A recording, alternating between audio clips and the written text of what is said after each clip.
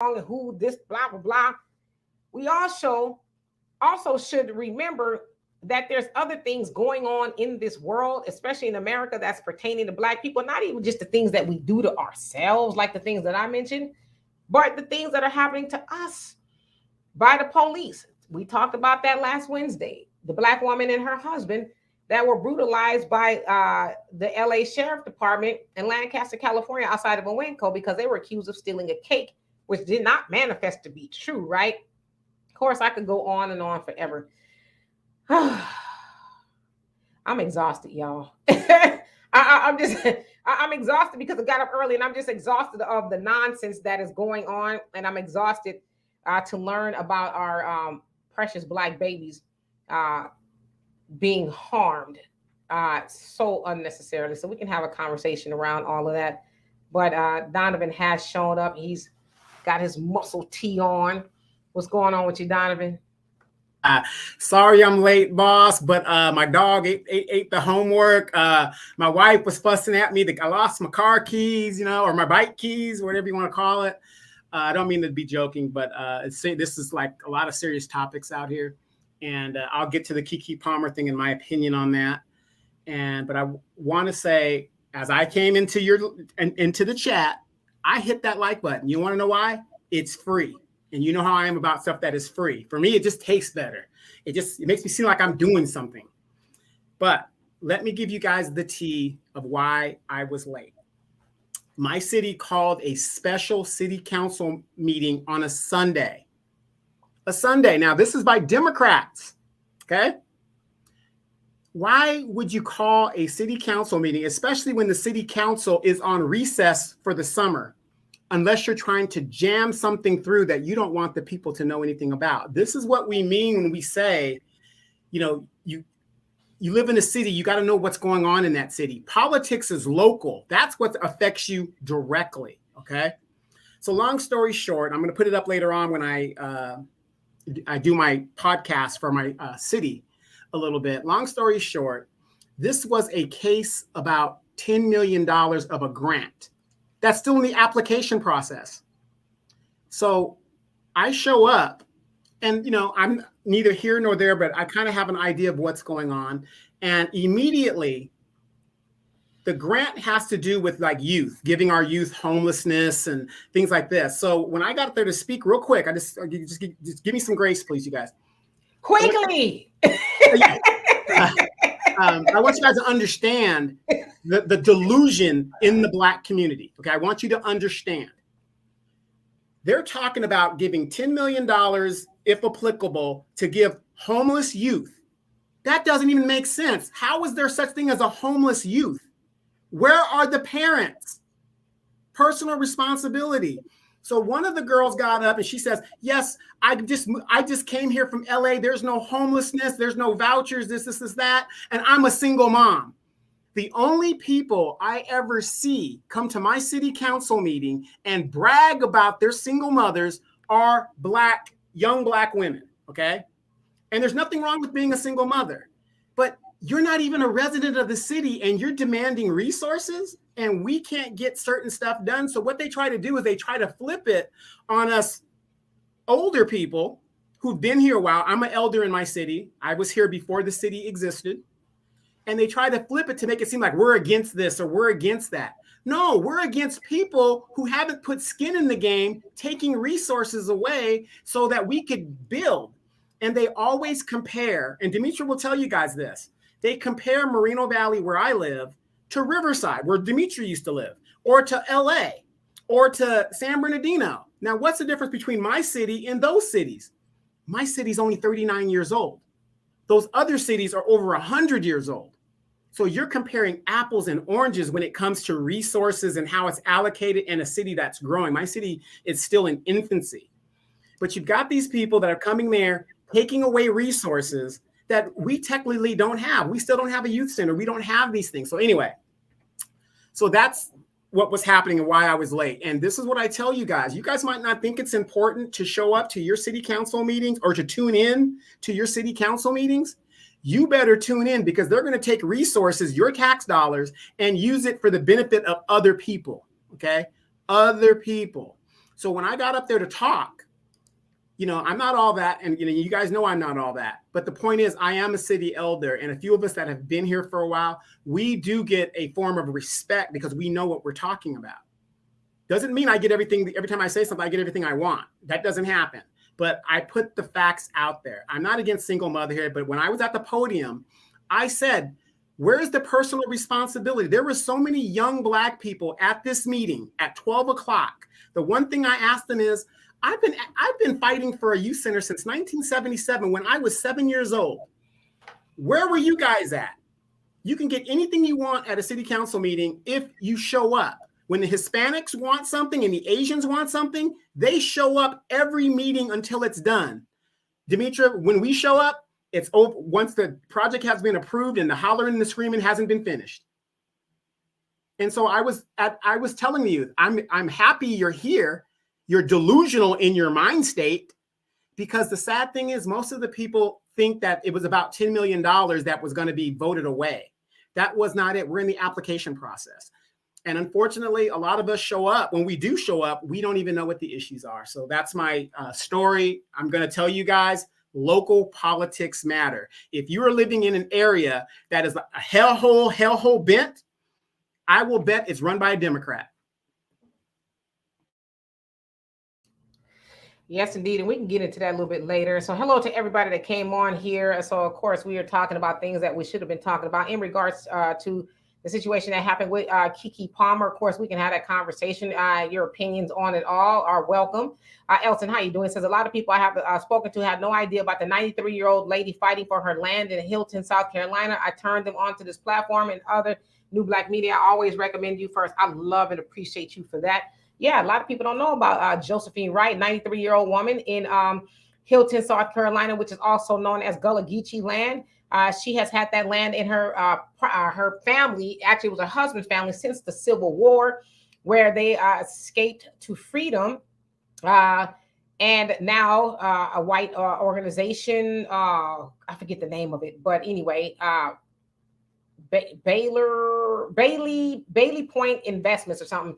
They are trying to build 147 houses around and on her property, and they're trying to take it from her by saying stuff like, oh, she doesn't own it, or she's encroaching on our property, just doing the most. But again, Tyler Perry, Kyrie Irving, and a couple of other people have gotten involved and donated money and stuff to help her fight white supremacy, basically trying to take her land. So, but you're right. People should know about that. Even in 2023, Black people are still fighting to keep their land.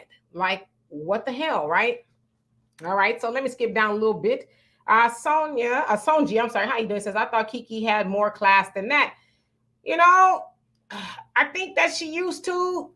From what I'm seeing, and I don't know KeKe, but it looks like maybe she's letting the internet get to her head. And of course, she's gained a little weight. So they're saying she's got this mom body now. She's filled out a little bit more. So some people are saying maybe she's feeling herself. But yeah, she seemed like she used to have a little bit more class, be a little bit more on the conservative side. But then again, I don't really follow KeKe, but I remember her from Aquila and the Bee. So she's come a long way. Let's see here. LT says, I always recommend you first, Demetra and Brother Donovan, especially to any Black woman that I come across, because it is very well balanced and informative podcast. I try to get the word out. I really do love you for that. Andre says, or the pregnant sister body slammed by the race soldiers. Yes, that happened in May, and it's now coming to light in Baton Rouge, I think it was, Louisiana, where a pregnant Black woman was slammed to the ground by a police officer asking for her ID. And she says, you know, it wasn't that I wasn't trying to follow orders, but I was already scared because he was all, hyped up. I didn't want to reach for something, and God forbid he shoot me, talking about, oh, she was reaching for, something she wasn't supposed to be. But yeah, you have that going on. I mean, and y'all please throw them in the comment section. I saw somebody else mention BRICS, and that France is thinking about joining BRICS, the alliance that is trying to disassociate from the American dollar by creating its own currency. So there's a lot of other countries that are trying to join BRICS, and that's huge, right? People should know about that. And Edna, how you doing? Says, I don't entertain no celebrity, period, right? Because they ain't entertaining us, right? Thank y'all so much for hitting the like button. King of Sorrows, how you doing? He says, I tend to stay away from the news. I don't want to lose my humanity and just be numb to everything I see. I totally agree with you. Olivia, how you doing? Shalom to you as well. And Facts Not Feeling says, Dems are slick. They do it on Sunday, so less people come to the meeting. So you're talking about Donovan's situation. And Moni, once again, happy birthday to you. I know it's your birthday month. It says, it said, I think it meant Demetra. This little baby wasn't in the parking lot. Is strangled to death and left in the alley. Let's be clear, on the east side.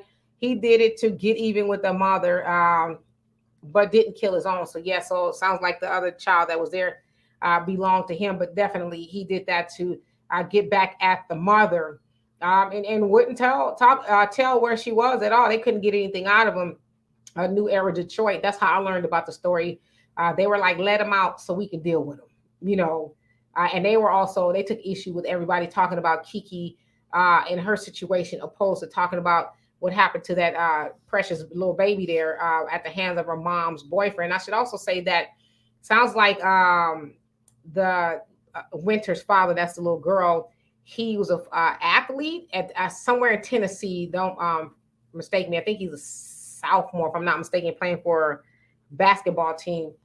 And obviously he had to fly in to deal with that, and hear the unfortunate news that his daughter was murdered by her mom's boyfriend, baby daddy, whoever he was. So, and Shaniqua, how are you doing today? El Boogie, what's going on with you? I hope you are doing well. And Sean, you say our people don't go to city council meetings, then got the nerve to cry about injustices. Yeah, we need to start showing up more often. Hello, Frank. How are you doing today? Maxwell, what's going on with you? And OG says, and how you doing, by the way, says, if he hadn't said anything, people would have still attacked him for not saying something. And that's kind of where I'm at with it, with the whole Darius thing, KeKe. I kind of believe he said something because I think he maybe felt like his manhood was in question. Like, I don't co-sign what she's doing. I'm not with it. I don't want people to think I'm a punk per se, like I'm just going along with it. So I think I need to say something. That's kind of where the feeling that I have, why he maybe said something about it. Because other times too, and Tisha, and how you doing, by the way, she says, well, he recorded a video of her, and he did shaking her behind in a cat suit not too long ago. So some people are saying, well, why did he have a problem with that, and didn't have a problem with that, but had a problem with her going out dressed the way she was to go see Usher. Hello, Jan Michael. How are you doing? We are glad that you're here. Monet, what's going on with you? All right, let's see. Let me skip on down. And Facts Not Feeling says, if I was president, single motherhood would be illegal, and a man that does not have a job or minimum monthly income would be illegal. He says, I would provide free training, so all able men must work. Yes, but unfortunately, especially in this situation, it seems like it's kind of being championed, being a single mom. It's no fun, I don't even know why she would even be cool with that.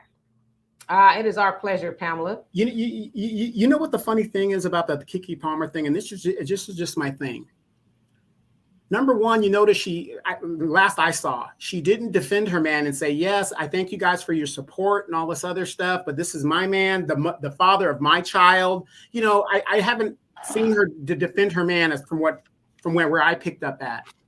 And the problem is, to me, she's going to let a lot of these women's opinions that probably don't have men themselves make her lose hers. You know what I mean? That's just my opinion on it. What do you think? Yeah, and Jason, how you doing? If I didn't already say that, he said, "What's going on in Tulsa with those elderly Black women?" So yeah, a ruling came out from the courts there in Tulsa, Oklahoma, that the survivors of the Tulsa massacre are not entitled to any reparations or compensation or anything. Now, mind you, those people are well into their hundreds, and it was a white woman, the judge decided y'all not entitled to anything. So that's something we should know about, that they are. And there's what's his name, Ryan Waters of Oklahoma. He's some sort of superintendent there. He was basically like, race had nothing to do with the Tulsa massacre. And it's like, huh? But of course, they're trying to deny it because they don't want to have to pay for what they people did to us, right? And so in regards to KeKe not defending her man, How you doing, LS? KeKe not defending the man. Yeah, I mean, I think she should say something. I think if she does say something, she should say, okay, y'all, there's nothing to see here. Go back to what you were doing. You've been entertained enough. We're gonna go back to what we were doing. But I would hate to think that they are no longer together due to what happened, and a lot of people egging it on. It was sad to see a lot of people, as I said, a lot of sisters and men who want to be sisters, encouraging her to get rid of him. Is like, and then do what? I don't care how much money you got. It's not fun being a single mama. It'd be easier to have the daddy there with you, But what happened to black love? We gonna, raise a strong family and all that. Whatever happened to all of that? But y'all encouraging that? I don't think so. We're happening to working it out. Yeah, you're gonna fall, but get back up and work through it. I mean, ain't one of us. If you ask your grandparents, especially our generation, Demetra. By the way, Demetra is on the low end of the X generation. What are you, 35, 30, Demetra. But if you ask our grandparents, ask your grandmother about your grandfather, and I guarantee she will say, well, there was one time, he slipped up and thought he could be something. I mean, everybody's got a story like that. I'm not saying everybody in general, but you guys know what I'm talking about. Got you. Facts, not feelings. He says it's a big mistake to make France a part of BRICS. Yeah, they're kind of part of the West, right? So I agree. I think they need to keep it with everybody else and leave them out of it. I guess I need to figure out why they want to join, right? Samuel, how you doing? I see your comment. No, he's just, happy to be here. Okay, let's see. Moving right along, Miss Corliss, how are you doing? It says the black woman who was slammed in the Winco parking lot in Lancaster. Yeah, we talked about that last week, and I know you're also from Lancaster. My father lives in Lancaster, and I've been to that Winco a few times, and so it's pretty scary to think that you could be accused of shoplifting and have that happen to you. And those people look like they were, at least in their 60s. Being slammed to the ground, and then her husband was like, she's got cancer, and the guy, the pig, was like, I don't care, and also he pepper sprayed her. So let's see, I'm gonna open up the link in just a minute. Miss Sweet Talks, how you doing? And teacher said that's horrible. These folks are too emotional. I'm so glad I have my children with one man, one union. Yeah, that's kind of the downfall. You inviting people around your children that you don't know. As far as the demon that did that to the 2-year-old baby, I don't think that was the first time he did something crazy. So it's like, why would you stay and continue to have your babies around somebody that unstable, right? So that's a conversation we're going to have as well. Like, when do we say, all right, that I am raising these children without a father in the home, I'm going to hold off on bringing one in until further notice, right? Until somebody shows up that says that they want to be my husband and is worthy of being that and being around my children. We need to have that conversation. Sean, you say rip to the little girl. The issues I got with the mom is she put her kids in danger after stabbing him. I hope his life is hell. Yeah, and he sounds like he will be eligible for the death penalty. Yeah, but she ran up out of there without her children. And maybe she thought, okay, he's not going to harm the children.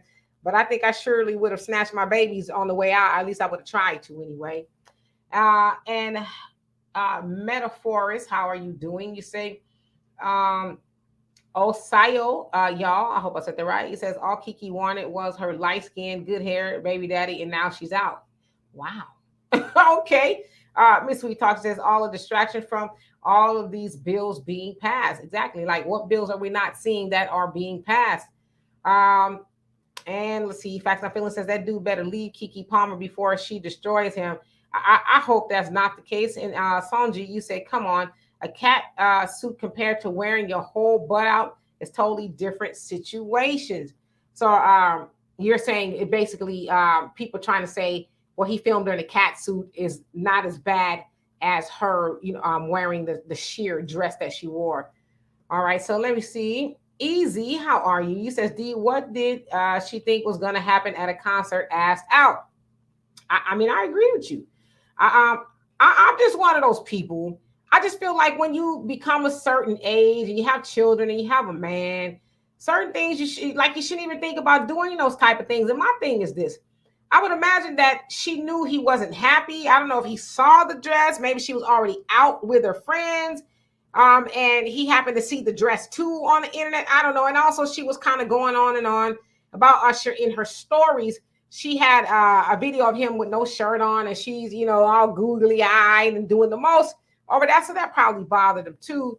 But I just think there's certain things you shouldn't do anymore. And I question, why do you want to do those things? Especially you got a man and a baby. Like, what are we doing here? Maxwell says they ruled on it with prejudice, so the claim is over. Yes, so they can no longer, they being the survivors of the Tulsa massacre, can no longer sue. They're saying it's over. And Tisha says he filmed her in catsuits, bras and panties, and the like. Donovan KeKe has always been tight-lipped about her personal life. I think she's not adding gas to the fire. And she also said too on the internet a couple times, even recently, she's never going to discuss her relationship in the public. But she has gone on after this happened, post some videos. If you're going to act up, then I'm going to link up, and I'm Stevie Wonder to the BS. Which if I was Stevie, I'd be like, wait a minute, what I got to do with this? That's kind of disrespectful too. Stevie Wonder mean I'm blind to it. Like, I don't see all this nonsense going on now. She's got merch, t-shirts, and all those kind of things. So she has fueled the fire just a little bit. Didn't Cardi B say something similar to that? I can get me another rich man, whatever deals, and then Offset or whoever she's married to get the hell on then? Didn't he say that? I don't know if he said that. I'm sure she probably could get her another rich man, but again, more celebrity nonsense. Cardi B and Offset gonna be all right at the end of the day. And Monet says, wait, what? The elderly survivors of Tulsa are not entitled to reparations? The F? Yep. Some other stuff we negated to talk about while, we were discussing KeKe's attire. Now think about this. If you're outraged by that, shouldn't the so-called black leaders be outraged by it? Why? Where's the black congressional? I mean, this is outrageous, right? That's what I'm saying. We don't hold our elected servants to any accountability on our behalf, which is why we put them there. It's crazy. If the Black Caucus says, you know what? Ain't happening. We're not voting anymore until we get this, and this. Shit would start moving. You had 4 Asian Pacific representatives. 2 of them were senators and 2 of them were in the House of Representatives. And they got an Asian crime bill because the 2 Asian senators said, if we don't get what we want, Joe Biden, none of your legislation is going to go through. And guess what? They got a bill on his desk within a week or 2. And again, it actually goes a little bit deeper than that. I don't blame those representatives for not going and talking about anything for us. I blame us for keep putting them in office to go and talk. Don't talk about us and go help everybody else. So it's not them, it's us. At some point in time, we as Black people who vote, we need to say, okay, Maxine, or whoever else, you ain't cutting it no more. You haven't been cutting it for years. And so you're not going to Washington on our vote. We're not voting you in. We're going to look at somebody else who is truly going to go and do that, right? So the Asian community, they hold their people accountable. They know that'll be a price to pay for not going and doing their bidding. So that's kind of where we differ. And Dark Titan, how are you doing? Powerful info. I want to address this. And Aisha says, KeKe is a single mother because she's not married. That is true. She's a single mother. She's not married. And I'm not saying this about you, but why are people putting more emphasis on her not being married than more emphasis on her allowing him to drop his seed in her and she's not married? You know what I'm saying? It's like, you talking about, oh, they're not married. He can't tell her what to do and this, that, the other, blah, blah, blah, blah. But it's like, he sure could tell her what to do when he was impregnating her. So how does that jive? How does any of that make any sense? Powerful Empress. You say, I feel he should have said something to her before she left or waited until she got back home. He shouldn't have blasted her out in public like that.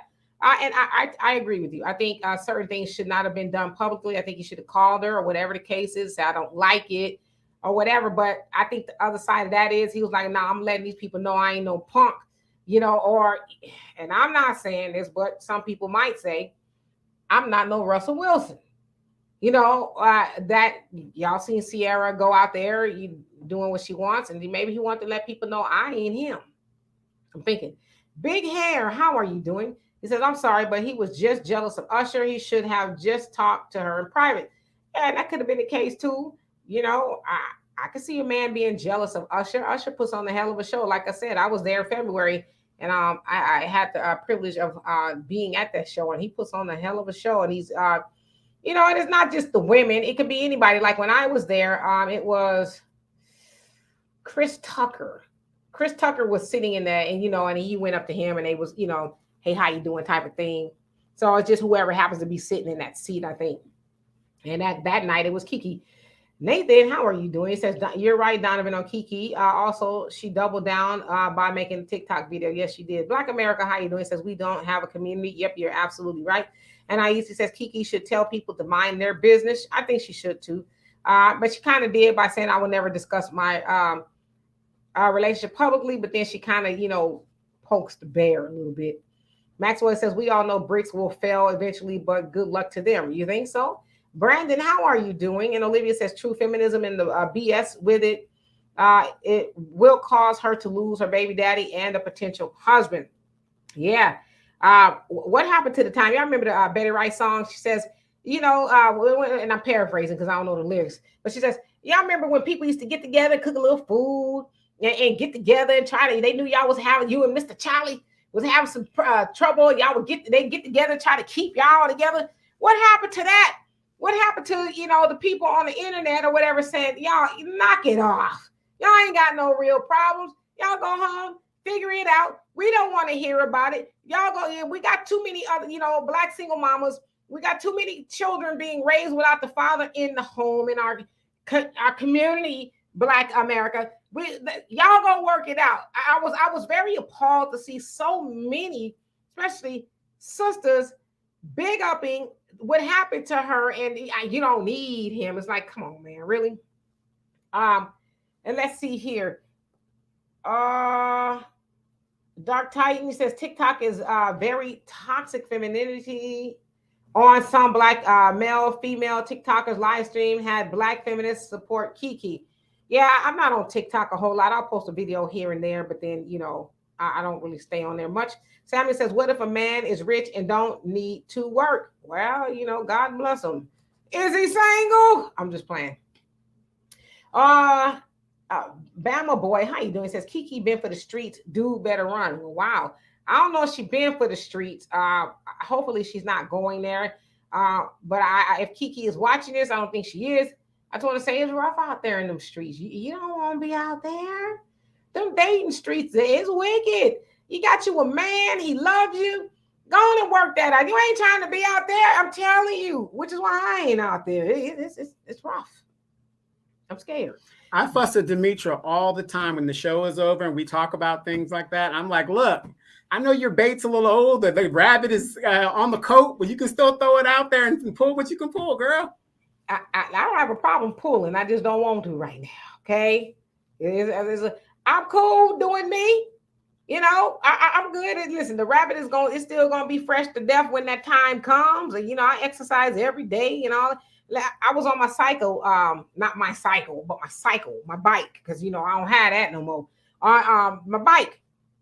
And I'm going at it, got my earphones on, and the seat falls off. And y'all ever heard of being corn dogged? It's like I was corn dogged by the little pole. But the question is, did you get off of the corn dog?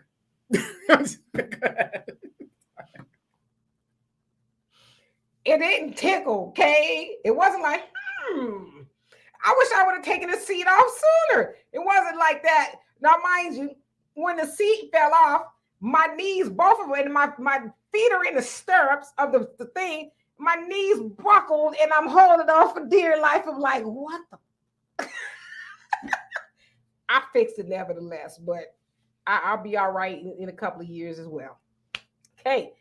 Don, how you doing? It says, fighting injustice on Hilton Head Island is the GoFundMe. Yes, so there is a GoFundMe for Josephine Wright, the 93-year-old who is fighting the developers that are trying to steal her land to help her keep it. You know, and to me, I'm like, why doesn't the city tell the developer, go away, leave her alone? It doesn't belong to you. Because a lot of times the cities are complicit in eminent domaining that land away from Black people because they take a bag from the developers and they say, They say these in the city council meetings behind closed doors. We'll get the land and she'll settle for something. And she says, mind you, they're trying to give her like $39,000 for that land. It's like, huh? So anyway, and Aisha says, my parents are married. Marriage is honorable. Yes, it is. We should be striving to be married. And Miss Sweet Talk says the whole event and behavior was disrespectful. Marshawn, how are you doing? Says, just coming in. Not sure what I missed, but hey, guys, from Disney Diva. You're right on time. Bama Boy, he says, what man in his right mind going to marry a woman that carries herself like that? You know what? I asked the same thing. But sometimes, that's the things that be getting y'all hooked. You see a woman out there dressed like that, and I don't know. I don't want to say a woman that's dressed like that is a bad woman. I think that she lacks discretion. But a lot of y'all be like, I like that. And then y'all, shut up. I ain't going to say nothing. I'm going to put this link up. Let me address those that have not seen so I can put this link up. Facts Not Feelings says, after affirmative action ruling, Wang Yi, foreign policy chief in China, says Asians cannot become Europeans or Americans, even if we dye our hair white or have surgery to straighten our noses. Right. And because they looking at it over there like they done lost their minds over there in America, trying to assimilate to something they'll never be. All right. Nathan says, hey, Demetri, did you hear how the Tulsa massacre survivors case was thrown out by a suspected white supremacist woman? It was a judge. Yep. This country makes me so angry. Yes, I did hear that. Joseph, how you doing? Says there's something strange going on affecting people's mental health. Could it be the jab or all these 5G towers? You know what is so funny? We ain't heard nothing about the 5G towers since the pandemic. Remember, they was talking about the 5G towers are supposed to be harming people, and a bat got stung by a 5G tower and it caused the coronavirus. It was just like a whole lot of stuff going on. But I mean, it could be. But the fact that we're seeing a lot of parents harming their children, something is going on. There's a lack of coping skills, and we need to figure out why. Easy says, I think it was an attention grab for KeKe. She's not happy. That could be true. Big Hair says they are boule. They don't care about us. True. L Boogie says the CBC need to go immediately. And IE says she was not his wife, so she's acting out. Yeah, but do you ever want to become one? I don't know. Yep, Big Hair, we should hold our vote until we can find something worth voting for. And Teacher says one of the survivors, Miss Viola, has released a book. Yep, Mahogany Books in DC has it for pre-order. Hop over there and buy it. And it's something about don't let them forget my story or something like that. Yes, she does have a book. Joanne, how are you doing? It says Donovan, regarding the city council meetings, we had meetings with LA City Council meetings and ran several programs for the underprivileged. So what if she hasn't lived there as long as you? So she's saying basically, so what? Yeah, well, the thing is, see, the problem, and I answered it in the comments, the problem with that is this: you got to understand, and Demetri will tell you, LA is 200 years old. Riverside's over 100 years old. San Bernardino's 200 years old. My city's only 39 years old. So LA could take $20 billion and throw it at the homeless problem and never solve it. We don't have those type of resources. Yes, she could come to us for a day, but the point is, when you as a new person come to the city and haven't really established yourself in the city, but you're demanding resources immediately, that takes away from the city. That would be like me going to a brand new city and saying, hey, I ain't got a house, give me one. That's not going to happen. I haven't lived there long enough to really, establish what it is I need to establish. Nobody's saying that the people don't need help. That isn't what we're saying. But what's happening is you've got all of these mostly Black people that can't afford and have been gentrified out of LA, have come toward my city where we're at. We're known as LA West or East. I'm sorry, LA East, because it's a little bit cheaper to live out here. But even as cheap as we are to live out here, it's still more expensive. And because they're taking those resources, we're putting people up in hotels and stuff like that. But when you're talking thousands upon thousands of people that need resources that we don't have, you're going to have a problem. Yes, indeed. And hello to everybody that came on here. Let me catch up because I am behind. Oh, you're slipping. If you start falling behind the comments, you're slipping. Yeah, that's going to happen. Jeff, how you doing? It says Auntie Demetri K. Buenos tardes. ¿Cómo está? Ha ha ha. I'm joking. What's up? Donovan, what's up? Looking like you in the DR Columbia. Ha ha ha. No, he ain't. He's in, in the States. Well, how you doing nevertheless? Legacy, tier strategies. How are you doing? And let's see. I just want to acknowledge everybody. And then I'm going to put the link up so y'all can come on here and speak your mind. Facts Not Feelings says KeKe humiliated him. She will lead other men to challenge him in her presence. Men never accept this kind of insubordination from your woman. She will get you deleted by some simp she entertains. Oh, Lord, have mercy. Stanley, how are you doing? Long time no see. Legacy, you say Jonah Hill getting pushed back for creating guidelines for his ex-girlfriend. Feminism running wild and on chain. Yes, sounds like she's accusing him. He's an actor. Accusing him of being abusive to her, I guess, after they broke up. I don't know the details of that, but yeah, it sounds it's weird out there. Marshawn says, I'm still in the single pool one day, shaking my head, but waiting on God, I guess. Yeah, that is nice to wait on God, yeah, it's nice. Didn't Sierra say a prayer or something? The Lord, bring me Russell Wilson. Facts Not Feelings says city workers are often same ethnicity of the developers down there, and they take bribes. You better believe it. All right, so I'll move on down so I can put the link we don't up. say bribes, we say white envelopes because the developers get a little sensitive when you outright call them corrupt. Okay, so I'm looking at Marshawn. Okay, it says it's pronounced Marshawn or Marshan. It said it's like saying Mark.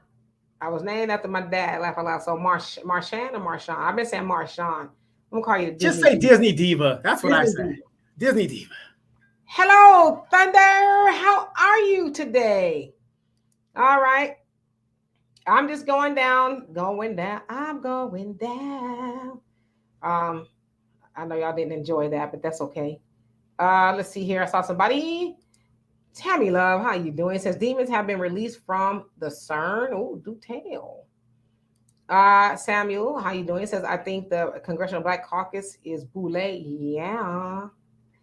Brother Samuels, how you doing today? And Easy, you say, developer tied to politics in that town. They're trying to strong arm through eminent domain. I'm thankful that Tyler is on her side along with others. Otherwise, they would take her land. Yeah, and I've had my issues with Tyler Perry, but that the seeing stuff, and admittedly, Tyler does do a lot to help people.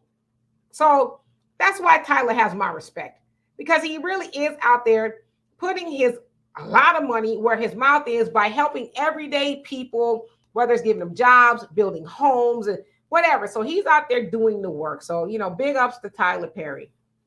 Thandi says, as bad as everything has gotten, I'm still inclined to believe that we somehow slipped into a parallel universe. Too much is going on nowadays. I said that. I think we are in a bizarro world where everything is upside down, Shaniqua,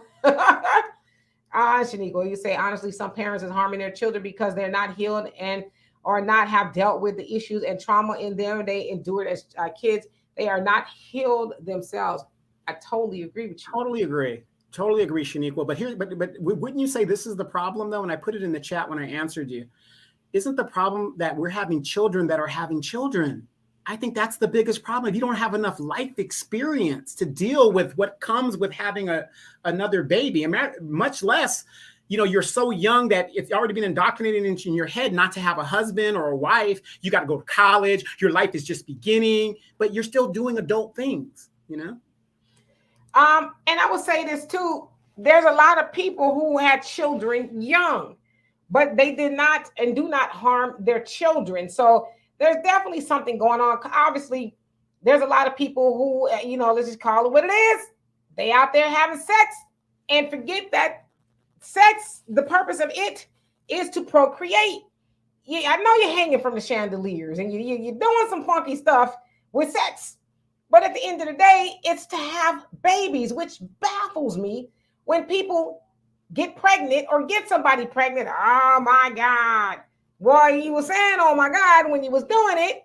And now you're saying it after the fact when you should have been saying, oh, God, should I be doing this? See what I'm saying? There's a difference. So let me put this link in the comment section. If you guys want to comment, the link will be on YouTube. I ask that if I don't know who you are already, and you have your face blacked out as a picture up instead of who you are, please show me your face before I bring you up. Also, and I cannot stress this enough, be brief in your commentary. We love you. We really do love you.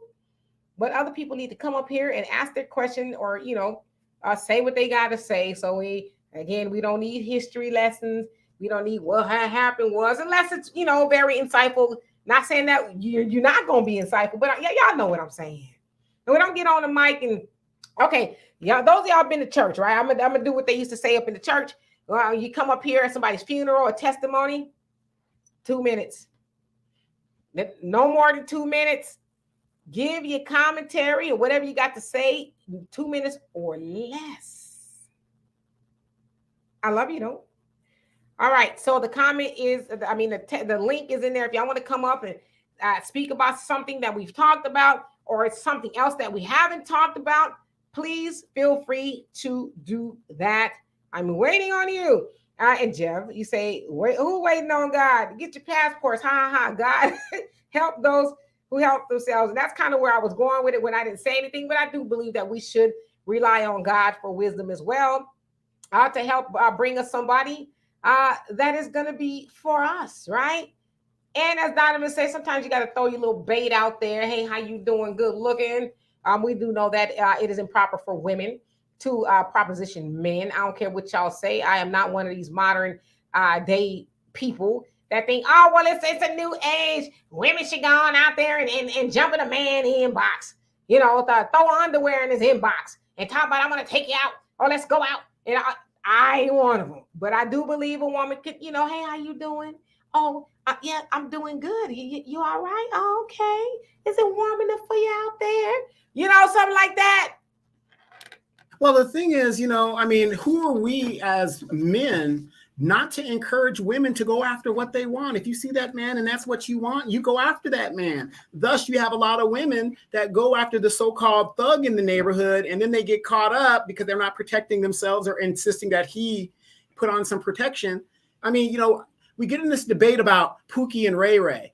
The bottom line is, these are the women these young girls want. You can't make them not want what they don't want. It's just bottom line. I'm past that debate now. These are the guys that these young women want. And I'm sorry, say that again, because I'm sorry, I was in the comments. Well, what I was saying is, in regards to men like trying to tell women that they shouldn't go after what they want. They should.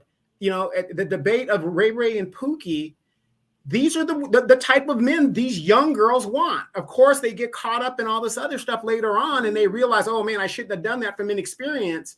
But they're going to go after those type of guys that are dangerous and got a little edge to them.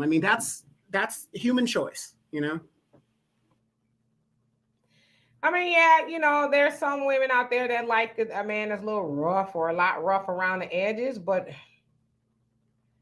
can we also teach our boys not to be rough around the edges?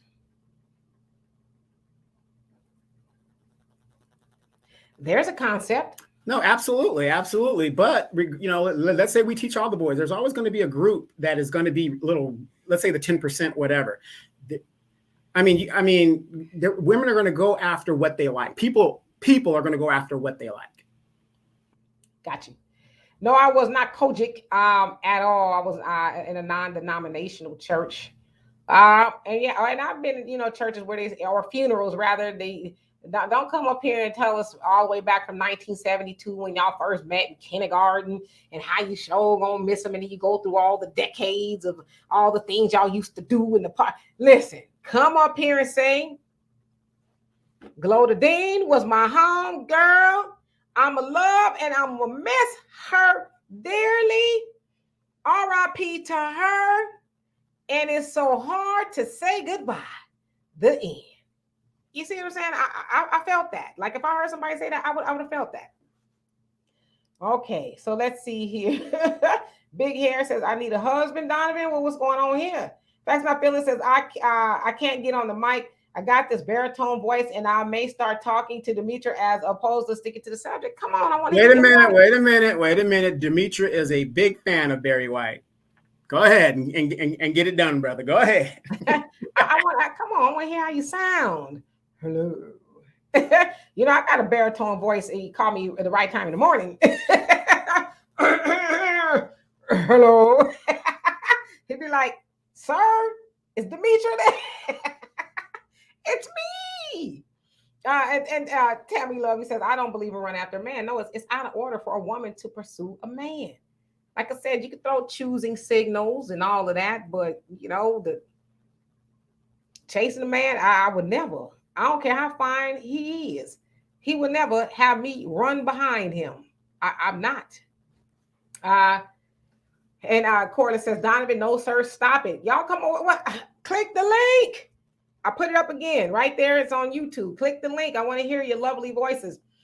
And Marshawn, Disney Diva, he says, just because it's on my mind, people say my name wrong at work. I hardly say nothing, and most time I do, but I try to correct them when I can. I know you don't have to read this. Oh, I read it. You know what, though? People mispronounce my name all the time. I'm so used to it. I don't care because I know my name. I've been Demetria, Demetris, you name it. People, it's weird that people rarely call me Demetra, and I'm like, me, try. Y'all want to know something crazy too? Both of my grandmamas call me Demetris. Of course, I wouldn't dare correct them. Too tall. Can I see your face?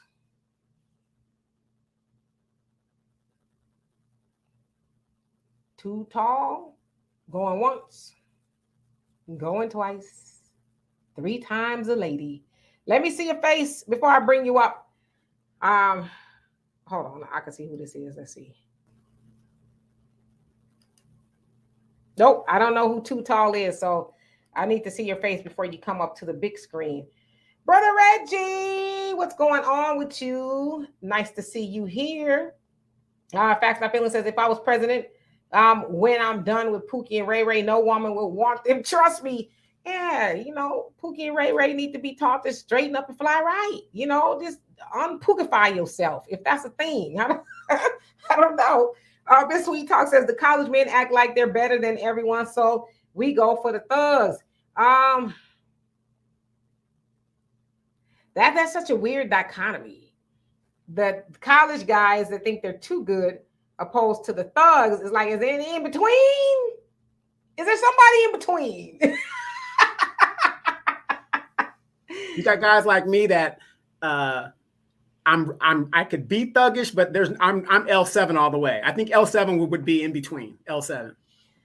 Yeah, you know, when you get older, you appreciate those L7s. Those L7s, they usually got a, you know, retirement coming in, house paid off. They got a couple of vehicles. You can sit at home under the air conditioning, talking about, baby, where we going? Where's our next trip? Should I dust off my passport?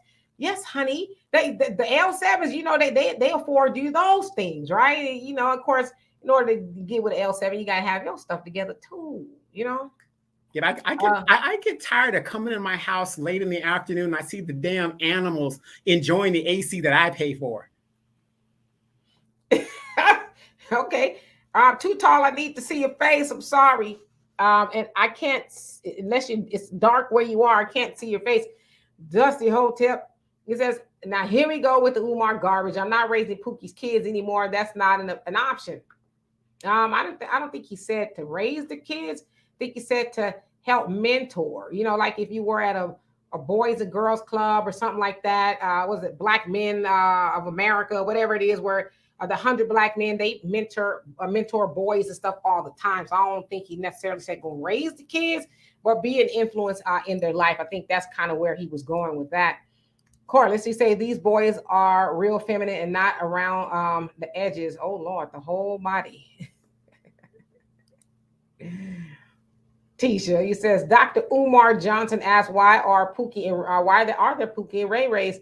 He placed that responsibility square in the laps of men, and I thought it was a good question. I honestly, I guess I'm kind of having a hard time as to why people had a hard time with what Umar was saying. I don't think he said anything that was that was too bad, you know, because you know I even hate to go down this avenue. The guys was talking about masculine women, masculine women. Now I'm reading this book. I don't have it in here, or actually I'm kind of done with it. It's called the Way of the Sacred Man, and he says men, and he wrote it for men, so it's not me. He's saying men, when you behave in a feminine manner, then your wife or your girlfriend is going to behave the opposite way of you. So she is going to probably behave more masculine because she sees there's a need for some masculine energy because you're acting feminine. And he says, if you notice the opposite, when a man is masculine and, you know, he's walking in his manhood, normally the woman he's with, she is what a lot of people say, resting in her femininity. So if where there's one, there's going to be the other, regardless of who is acting in that role. So I guess what I'm saying is, as Umar was saying, why are those women masculine? Now, there's some of them that's going to be masculine regardless, but he was asking them, how did they get that way? If that is your overall complaint about Black women, how did they get that way? That's what I understood. I could be wrong.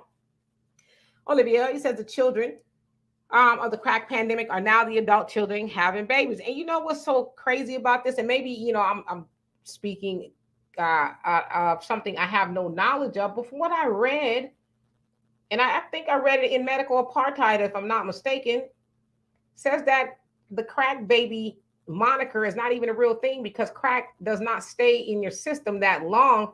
Now, I guess there were babies that were born with crack in their system, but they said born addicted to crack wasn't really a thing. They said that was some, you know, that something that was put out by I guess the racist medical system in regards to the crack baby. Now, y'all correct me if I'm wrong, but that's what I thought I read.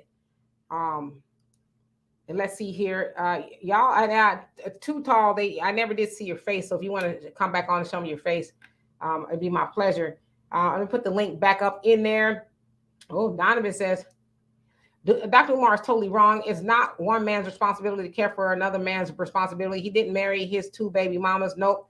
That is crazy. But you know what, though? Can I keep it a buck with some of y'all? A lot of y'all didn't marry y'all baby mamas. A lot of y'all didn't marry your baby mamas either. And if she had a man come in there in that house, there was a man more than likely that was the father of the stepdaddy to y'all children. So let's not act like we getting up here and we something, you know, other than what he was. And I'm not saying this about anybody in particular. I'm just saying that's the case a lot. So if you are one that said, I ain't gonna raise nobody else's kids, but then you got a child in a household with a woman that's probably got another man in there, that man is raising your child. Right, but that's not always the case, and you know, I see where you're going with that. But ain't no man in his right mind is going to listen to what Dr. Umar is saying because he's saying it wrong. How you have a responsible community is men take care of your responsibilities, and then the community gets better. So when you got the Ray and Pookies running around here procreating with most of the women in the community and not taking care of the responsibilities, that brings the neighborhood down. But if every individual man and woman take care of their family, the community gets better. You just can't, like I said, if I'm married to you, Demetra, I can't go, hey, baby, I got to go help Miss Lawson's child over here with her son. That takes away from the family time that I have with you because, number one, I'm working.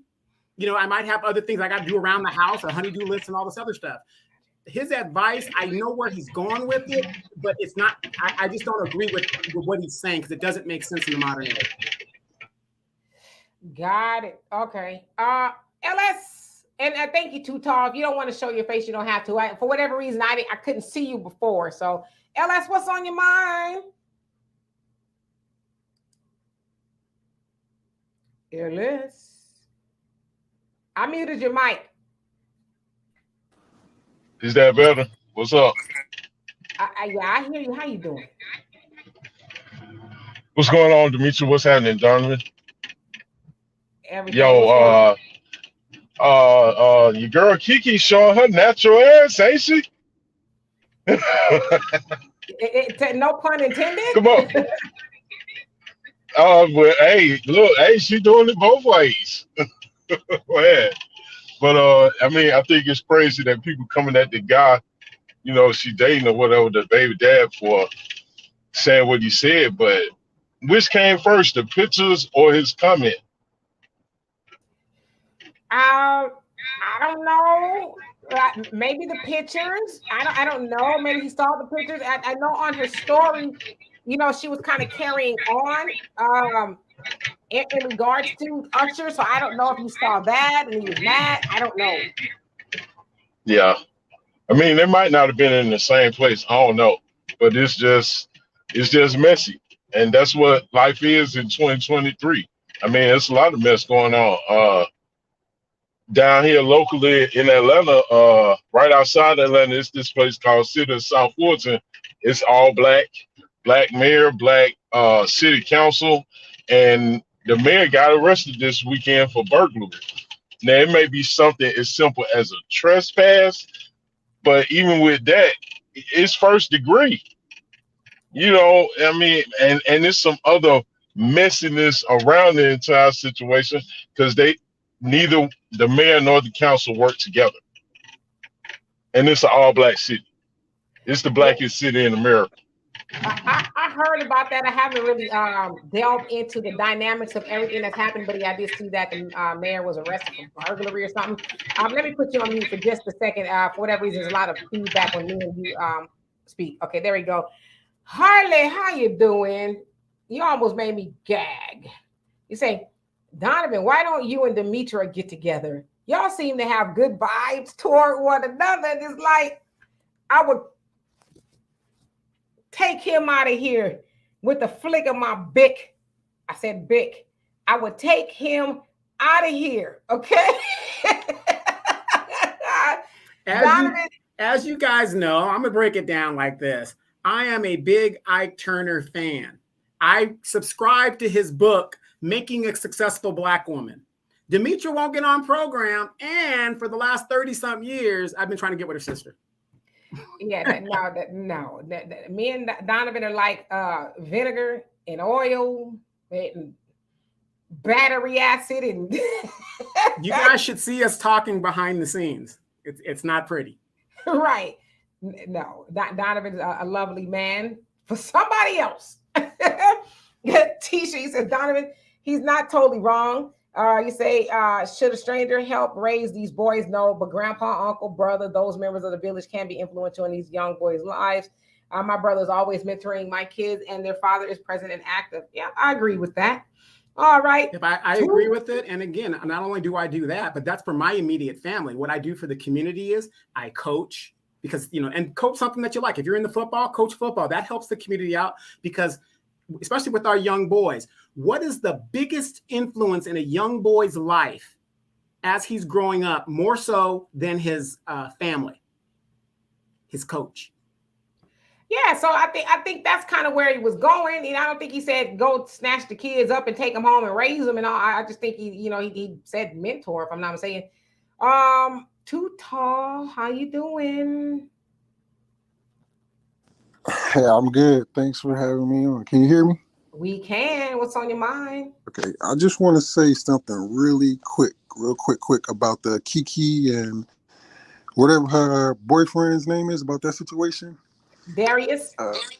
Yeah, him. Just paying attention to, people's response, mainly women over the past couple days. It's kind of interesting to me how they keep making the point about how she's not married to him.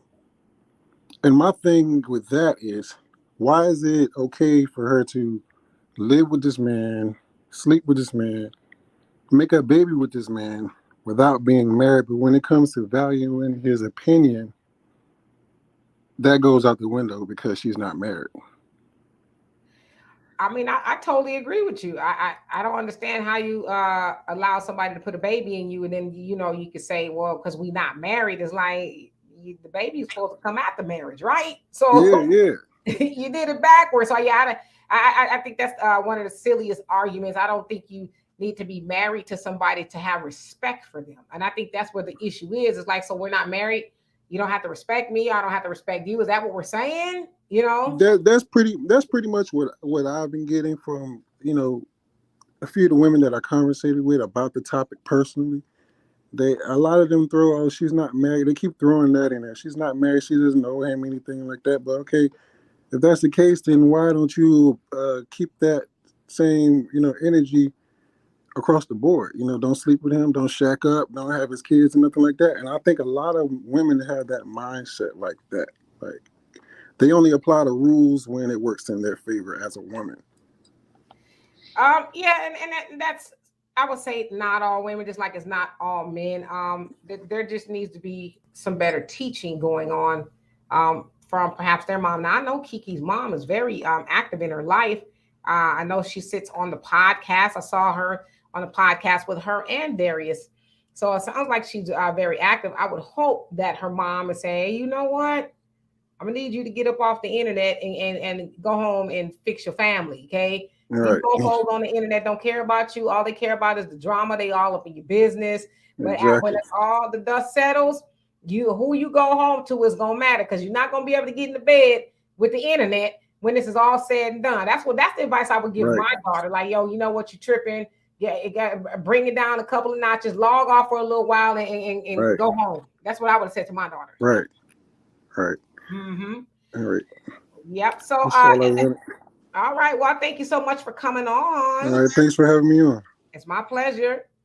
LS, you have anything else to add?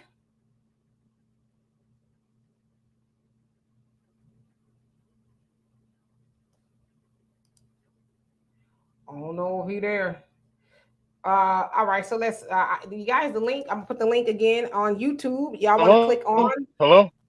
Oh, yes. My bad. I was still on mute. But yeah, I did want to say something about what happened in Tulsa with the ruling by the judge against reparations for the survivors of the Greenwood massacre. Okay. I mean, it leaves kind of speechless. I mean, okay, so we know in the recent history, Main Street was bailed out, right? With a ton of money. Well, if you back it up to what happened in Tulsa, after what happened, insurance companies would not honor policies and banks did not give them their money, correct?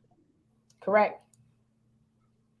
I mean, is there anything else? I mean, what else do you need to rule in their favor? I mean, good night. All people aren't racist. Some of them are, and the ones that are always find themselves in the wrong position, if you know what I mean. I mean, from their view, they would stay the right position because that's the decision they would want to make. But for us, it's the wrong position. So that's tough. You know, I mean, the court's supposed to be there for you to get some kind of justice, right? I mean, if you look at, there's something else here that happened locally, but it's going back a few months, and this is the last thing. When Ahmaud Arbery was killed, the DA, Jackie Johnson, ultimately ended up being charged after everything is said and done. It's going on I think almost 3 years maybe, and she has yet to be arraigned. She has yet to even be arraigned. They didn't arraign her already? I mean, she entered a guilty plea, but she has yet to appear in court. There's no movement, and excuses are being given saying that, well, the DA that is over her case is in Atlanta. This happened in Brunswick. They still have planes, don't they? So, you know, it's tough, but you know, we got the Lord on our side, so ain't nobody quitting, and ain't nobody waiting on reparations. I mean, look, we want it, we deserve it. There's no question in that. But one of the most irritating things about the discussion is the people on the other side who are against it act as if Black people are just sitting on their hands as a whole. and just wait, just ain't doing nothing, just ain't working, just ain't living life. Absolutely. And they know it's the debt. Oh, but on that, I'm gonna jump off. Well, you Thank bring up so much. reparations real quickly. Let me answer this. How many of you guys know right now, going through Congress on the Republican side, which is the majority, they are doing a bill that will indemnify the federal government if states approve reparations for Black people. What that means is basically, let's say California approves reparations, right? They're trying to make it to where the federal government doesn't have to pay it. So the state says, we owe Black people $190 million each. So they're going to go to the federal government and say, we need a grant for this. They are setting up right now, and it's going through committee right now to make that law to where the federal government is indemnified from any type of reparations payment. So basically the Republicans are saying, let the states deal with it. And we know with $17 trillion as a minimum of what Black people are owed, ain't no state got that kind of money to give us individually what we are actually owed. All right, let me get the first chop at that, because after that, I'm gonna have to get off because I'm gonna really start cursing. Don't do that. Okay, so I'm gonna relate it to another issue that I think is what you're saying is the ultimate goal in what they're doing right now, Donovan, is to indemnify and secure themselves and not being responsible for that amount. When before gay marriage was approved by the Supreme Court, it went to a vote in 36 states. 35 states said marriage will be what it is. One state didn't, but a judge, a governor, a attorney general overrode the will of the people and still made that decision. Well, they in turn still took all of that information, those 36 votes, to the SCOTUS, and that's how you got the Obergefell decision. Absolutely. You know what? I don't mean to cut you off, my brother, but I got two other people on here. Yeah, but okay. Quickly, two seconds. They are doing this thing. They are doing the same thing in this. With what Donovan is saying, all of these states will be secure away from. They'll be paying the debt or responsible for the debt, but it'll never touch the federal government. When on the other side, they do it for a sexual proclivity. All right. Got you. Thank you so much. I love and appreciate you. Come back and see us. Michael, Miss Sweet Talks, I'm going to leave this up here as a reminder to people. 2 minutes. Wait a minute. Are we talking about the same thing? Because when you say 2 minutes. That's a different 2 minutes. Okay, I ain't talking about the little funky 2 minutes y'all be trying to give people. Okay, I'm talking about the 2 minutes today. Michael, how you doing? I'm doing fine. How are you, Demetra? I saw last Wednesday you were very emotional when you saw the video. I just want to make sure you're doing okay. Oh yeah, I'm doing much better today. Thank you so much. Okay, you're welcome. Yes. Just speaking what the guy, what Ellis said, what Ellis and Donovan said earlier about how states are introducing reparations at the state level, and where the federal government is trying to grant waivers or being absolved from responsibility to pay out cash payment to African descendants of slavery. And Donovan's right. That's probably doing at the state level, because every year states have a balanced budget amendment, right? And having a balanced budget amendment at the state level is gonna send signals to state legislatures like, oh, reparations. Yeah, we could do this at the state level for like the first 4 years, but when it comes to like gubernatorial and state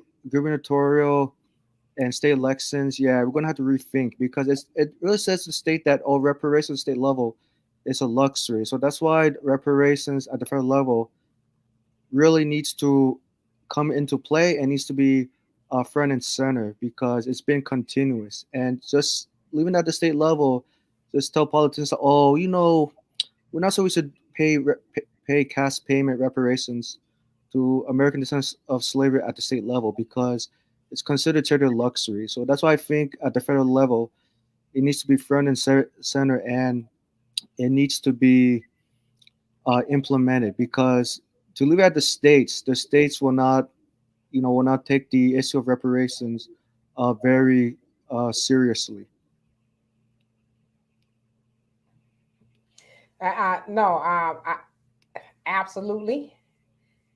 Donovan, you have anything to add to that? Well, he nailed it and landed the plane as usual. Yeah. Well, we thank you, dear Michael. You're welcome. For coming on and giving us your opinion. It's always appreciated. Come back and see us. I will. Okay, right.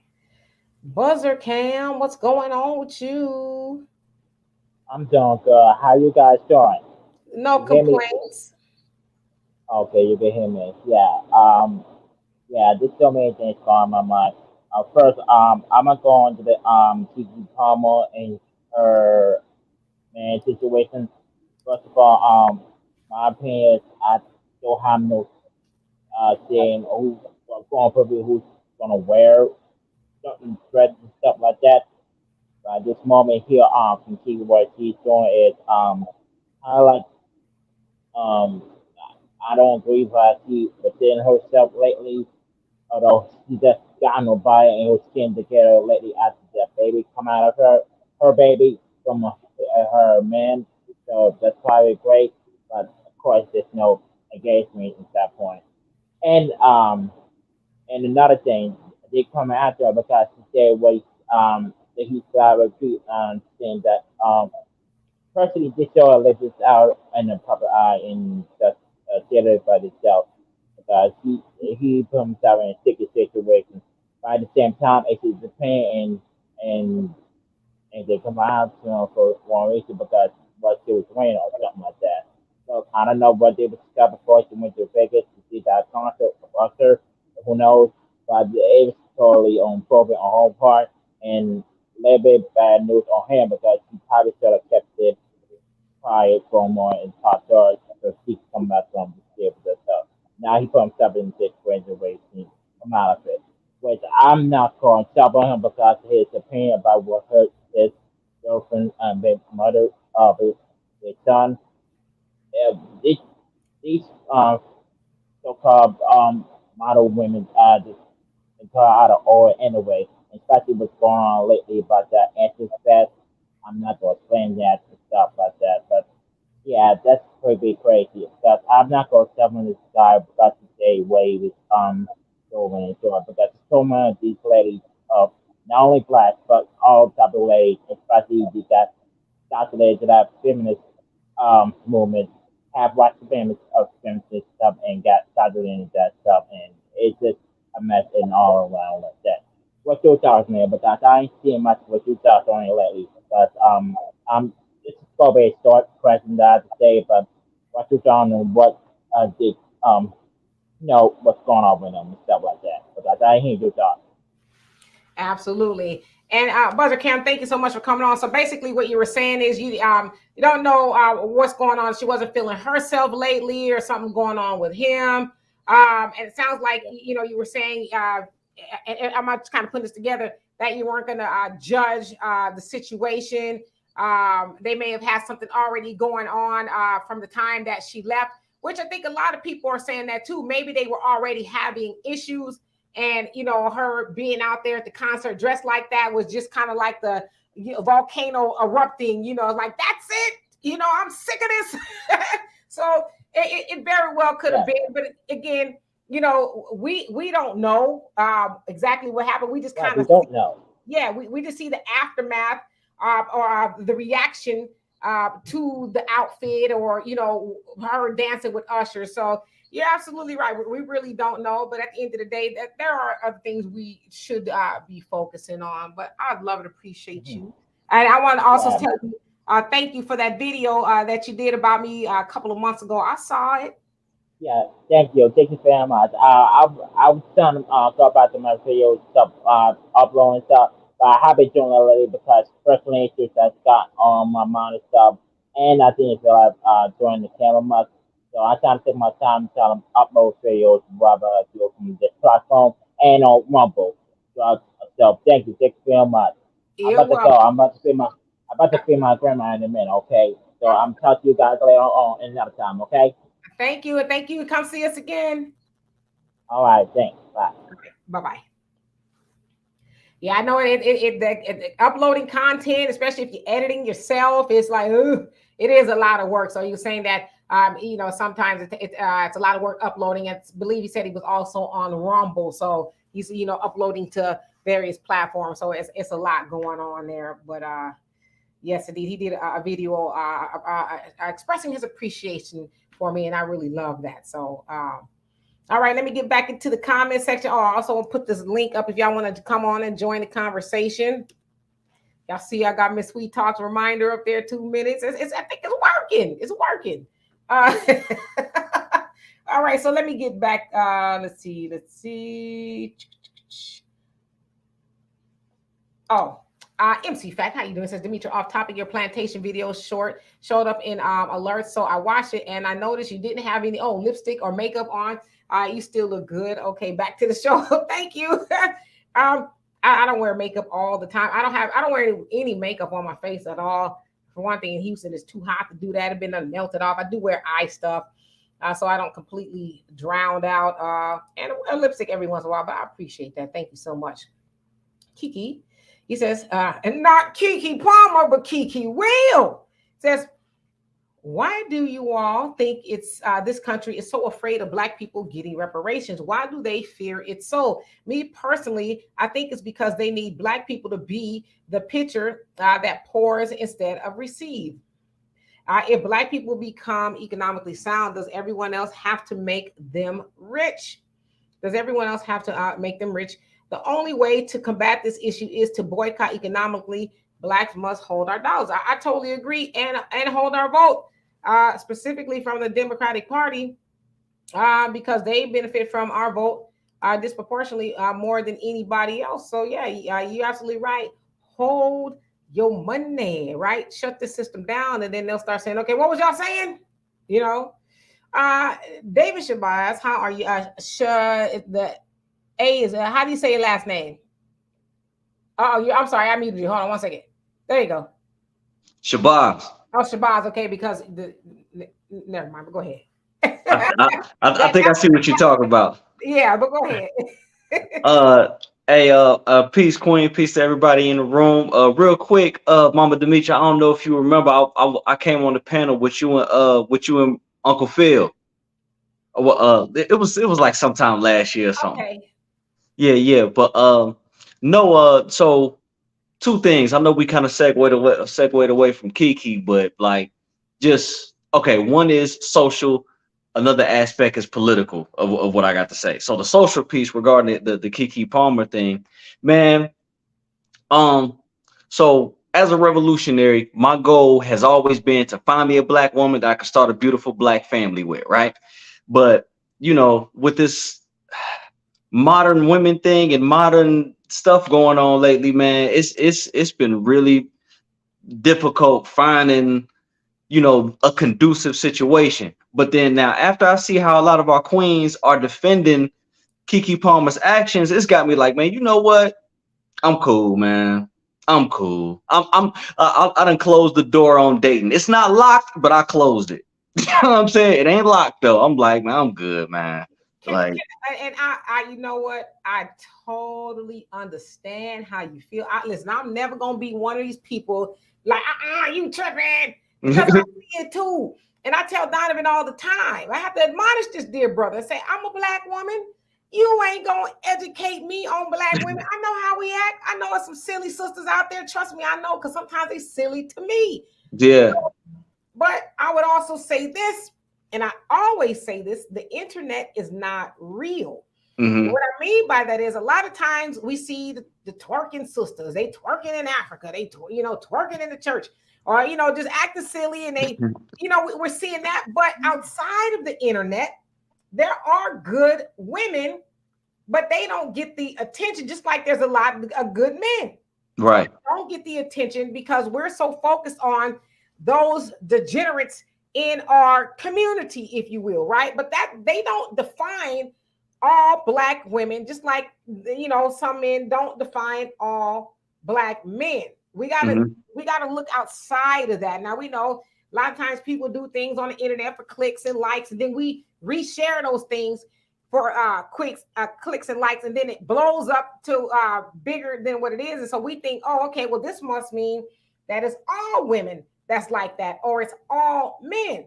Well, you're telling me you're a good man, so the Ray-Rays and Pookies, their behavior don't apply to you. I'm telling y'all, I'm a good woman, as there's a lot of good men and women in the comment section. Those what do you call it? Tropes do not apply to them. So we know there's good Black men and women out there. We just need to get them together. But I'm saying all that to say is, don't allow what you see on the internet to shape your thinking like that's the way it must be in what we call real life. And the other question I want to ask you, and Donovan too, well, because I hear this, you know, modern woman. What is a modern woman to you in comparison to a traditional woman? So what does that mean? A modern woman, from my perception and understanding, is a sister who generationally has fallen victim psychologically to the white feminist movement.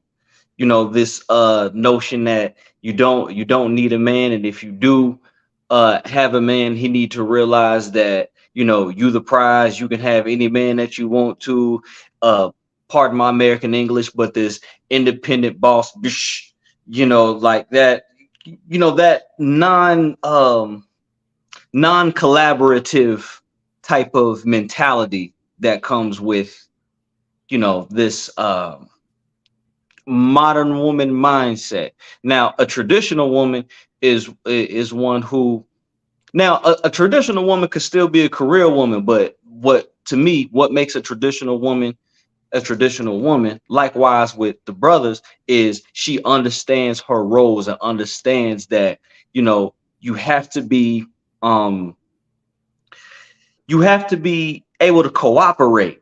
Like, a lot of people are heavy on that word submissive. I don't really like it. I say cooperate, because submit means, you know, you do what I say, your will is under my will. Cooperate means our wills are working together. That makes sense? Yes. You know, so you cooperate with me in your feminine role, and I'm cooperating with you in my masculine role, and we working together healthily, you know? Yeah. No, I mean, I get that cooperation. I actually like that word better too than submission. Not that I have a problem with being submissive. I just think that is misapplied. And people who are asking, and I say men who are some men that are asking women to be submissive, I don't think they truly know what that means either. I think they mean, you know, when I say bend over, I mean right now, you know.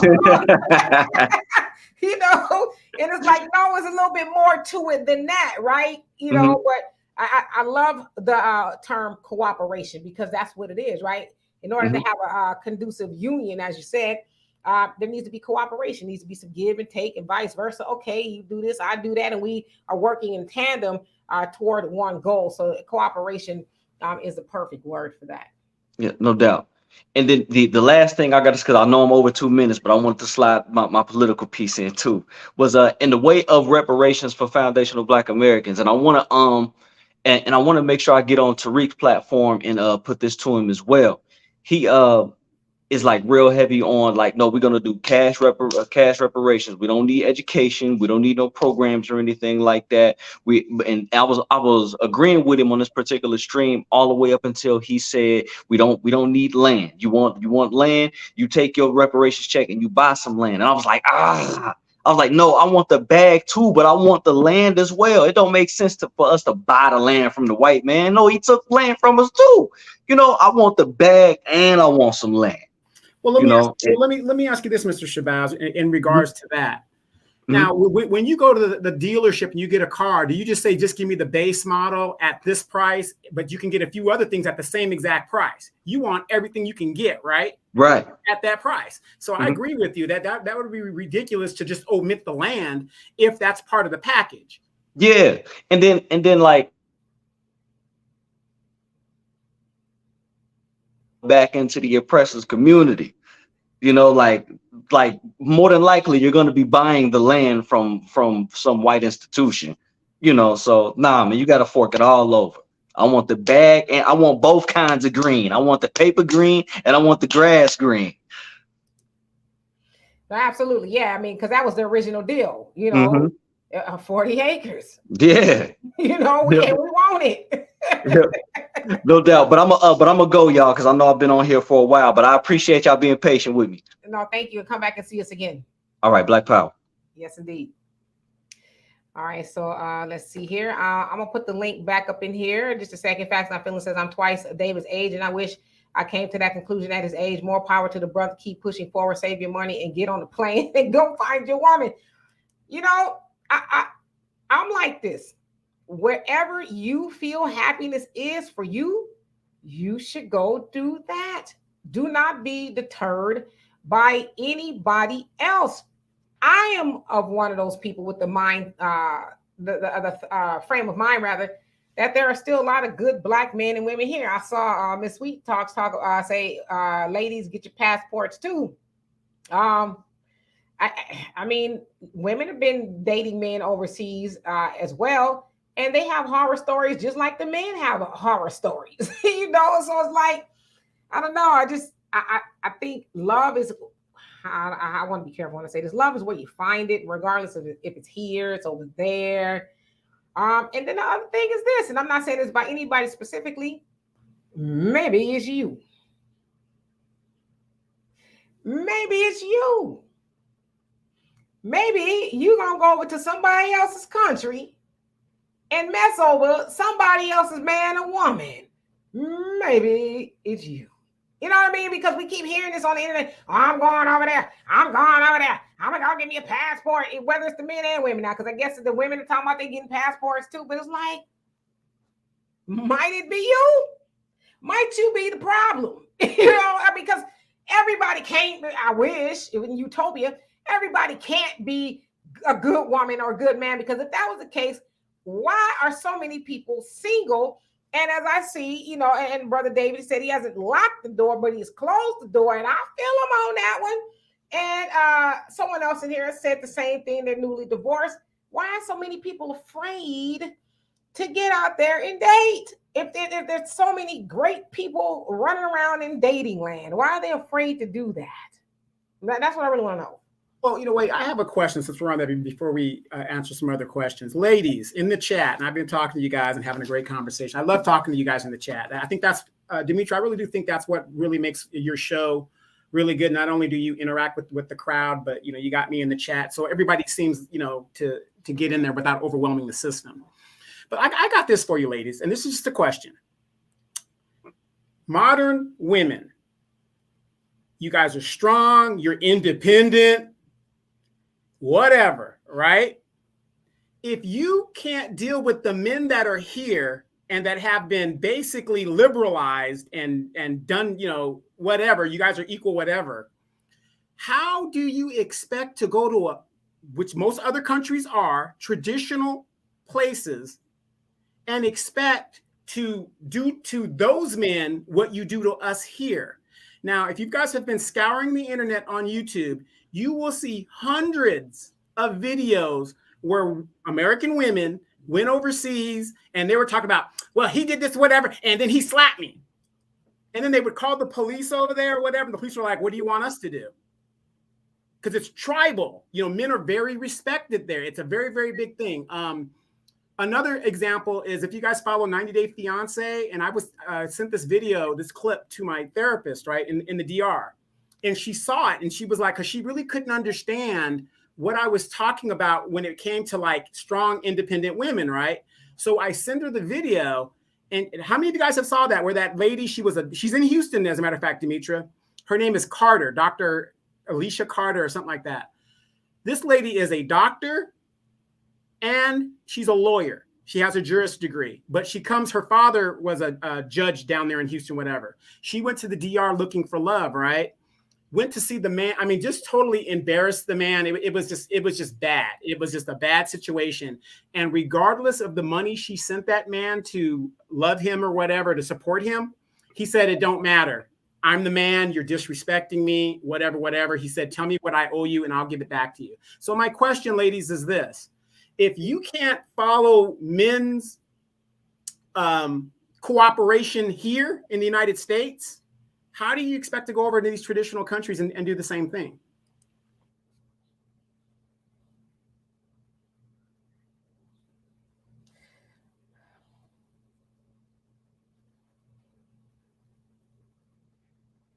Anyone? I actually was watching Won't You Be My Neighbor, the Mr. Rogers documentary yesterday. I'm not, Mr. Rogers Neighborhood. And I learned a trick from him that I said I'm going to use. He said when he would interview people and he would ask them a question and they would talk. Then they would stop and he would just look at them. And then they would continue to talk. And it worked. I just tried it on you. So I'm going to try to. But I was silent because it's like, you're asking the ladies, how do they expect to go to somebody else's country and I guess due to that man, what they doing to the men over here? It's like, brother, you got a whole community of men. You could be asking that to yourself. Because I'm sure there's some woman somewhere that, and I'm not saying this about all the pastors looking like, I don't care, go where your heart wants to, whatever. I don't care, go. But I'm sure there's some woman some of those passport brothers have been with him and be like, child, let me tell you about him. He got the nerve to act a whole donkey over here in the States with the women, but they want to go over there and he ain't going to do nothing but mess up those women too. I mean, hell, like you said, scour the internet. And we've seen a copious amount of tapes or videos, and I dated myself tapes, videos of men over in different countries disrespecting the women over there. So it's like you asking the women that, you should be asking your homeboys that. Wait, let me say this real quick. You said the men are disrespecting the women. They live in a patriarchal. Yeah. But what I'm saying is their culture is patriarchal. So their women are trained to like take care of the man. See, the minute I said trained, you guys notice that the minute I said trained, Demetri went, now it's a trigger word, but that's what goes on in these countries. They're trained that the man is important. The man is the center. But you know what? I'm calling bullshit on it all. Because you said, and I'm going to put the link in here because I got a little energy. I got my wind back now. I'm going to put the link in here. It's on YouTube. Y'all want to come up? I'm calling BS on it all. Because you're telling me out of your mouth that Donovan is a world traveler. So I believe him when he says he's been all over the world. That women in other countries are trained to treat a man a certain type of way. They trained to care for men and then whatever. Then why are they single? The women or the men? The women, these women that y'all are pursuing, talking about they train to be with a man. Wait. They train to be with a man and they treat a man right, and all this, opposed to that over the American hard-headed Hannah. That woman over there is trained. Why is she single? Why, if that man, listen, let's do some logic. That man that belongs to that woman per se in that country has trained her to be obedient and to serve man or men. Why isn't she with him? Well, okay, I got a simple answer for you. In the African countries, there has been a world war in Africa for a long time. Women outnumber men all over the world. But in Africa especially, there is a disproportionate number of women to men, the ratio of women to men. That's why polygamy is really big in these African countries. It's in their culture. Now, if you go down to the Dominican Republic or like places that I go to, most of those women that are in our age group, and I have to stop with that because you got the new modern women now that it's kind of affecting their culture down there because they're watching YouTube and seeing what's going on here. Most of those women in these countries are married and they get married at a young age. That's a fact. That is a fact. All right, let's go on your facts, brother. You said most of those women in those countries are married. Then why are y'all taking y'all black behinds over there to try to sop them up?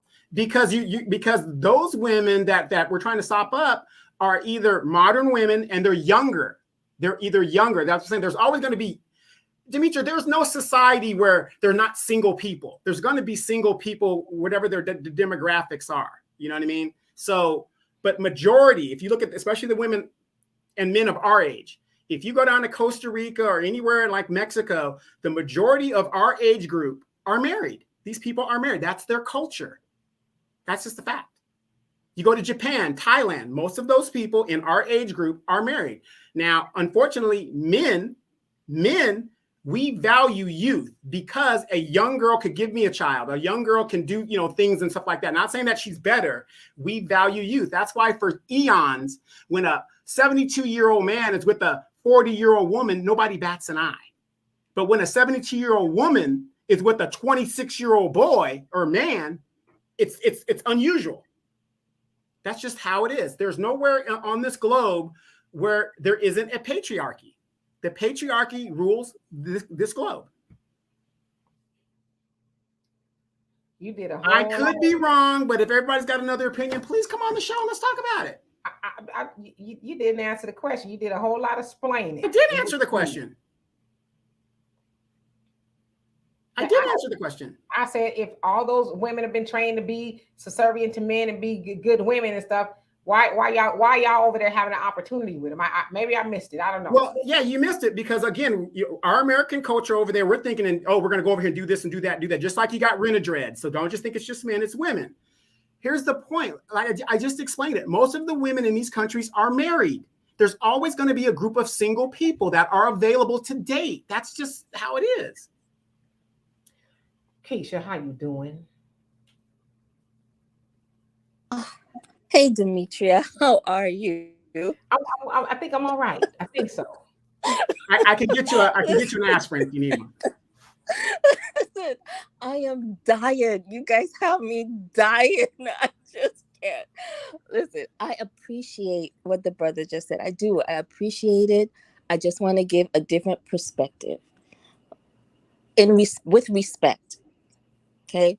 Now, I'm an American, but I'm also from the Caribbean. I was born in the U.S. territory. I grew up in Maryland.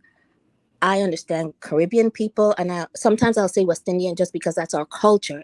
I'm an African descendant, but that's our culture. So if I say West Indian, don't get confused. I mean African, but culturally, that's how we talk about it.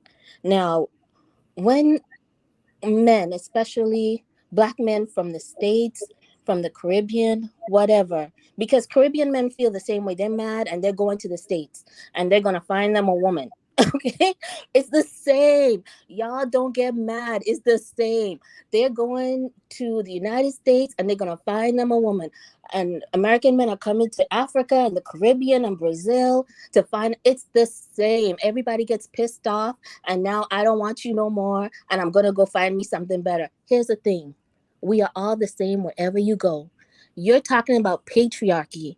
But these women that you're talking about being in patriarchies, they know how to play that patriarchy like a string instrument. It's a fine-tuned piano, okay? They can play it like an orchestra.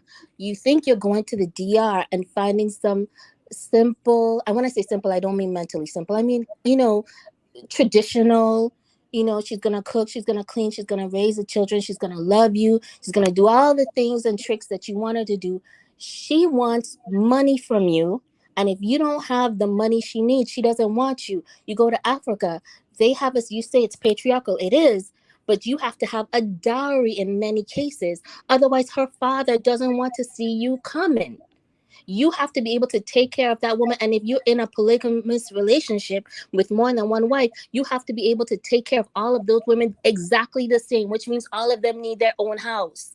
All of them need to be able to raise their own children. You spend one night here, you go over there, and you can't spend more time with one than the other. You can't give more to one set of children than to the other. You have to be ready for that type of responsibility. You think having one woman is a problem?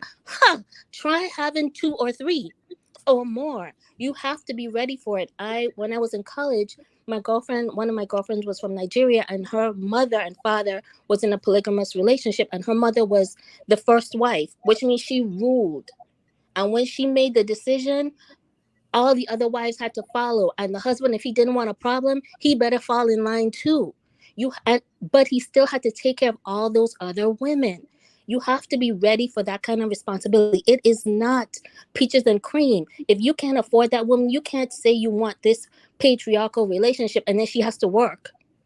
And in this society, American society, how are you going to live anywhere in the United States, even the territories and commonwealths, and think you're going to have a woman who most likely doesn't work? Much of the time, that does not work.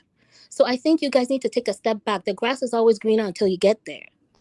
Okay, I agree with you wholeheartedly. Unfortunately, the guy that you're talking about that can't afford it, that ain't me.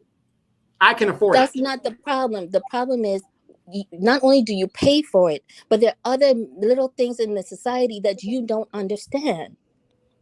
And I don't want to get into the weeds and generalize and make people upset, because I don't want a whole bunch of West Indians getting hot with me. But I'm just saying, you don't really know what it is to be in that society and be with a woman from that society because you didn't grow up there.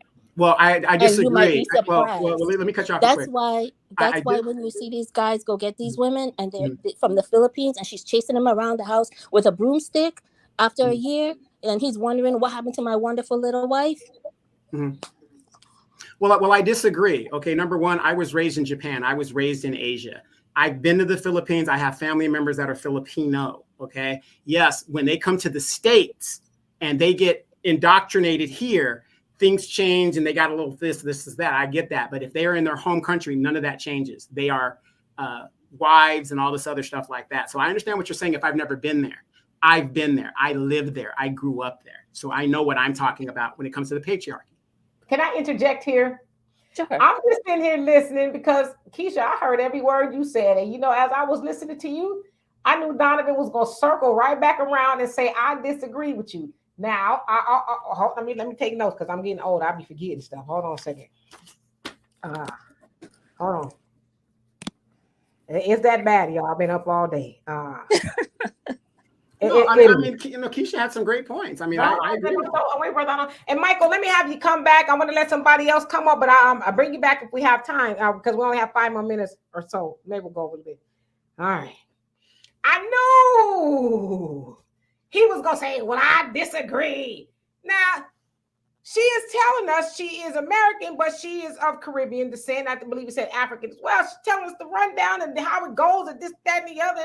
Ain't no different and all the ins and outs you got to do. And I knew you was going to say, well, I disagree. How you going to argue with this woman who has lived in other countries? I know you have two, but she is a woman that is of, Caribbean descent. And more than likely, some of the women that y'all running after, she's telling y'all, as my mom used to always say, all that glitters is not gold. Y'all think y'all going over there and the grass is greener.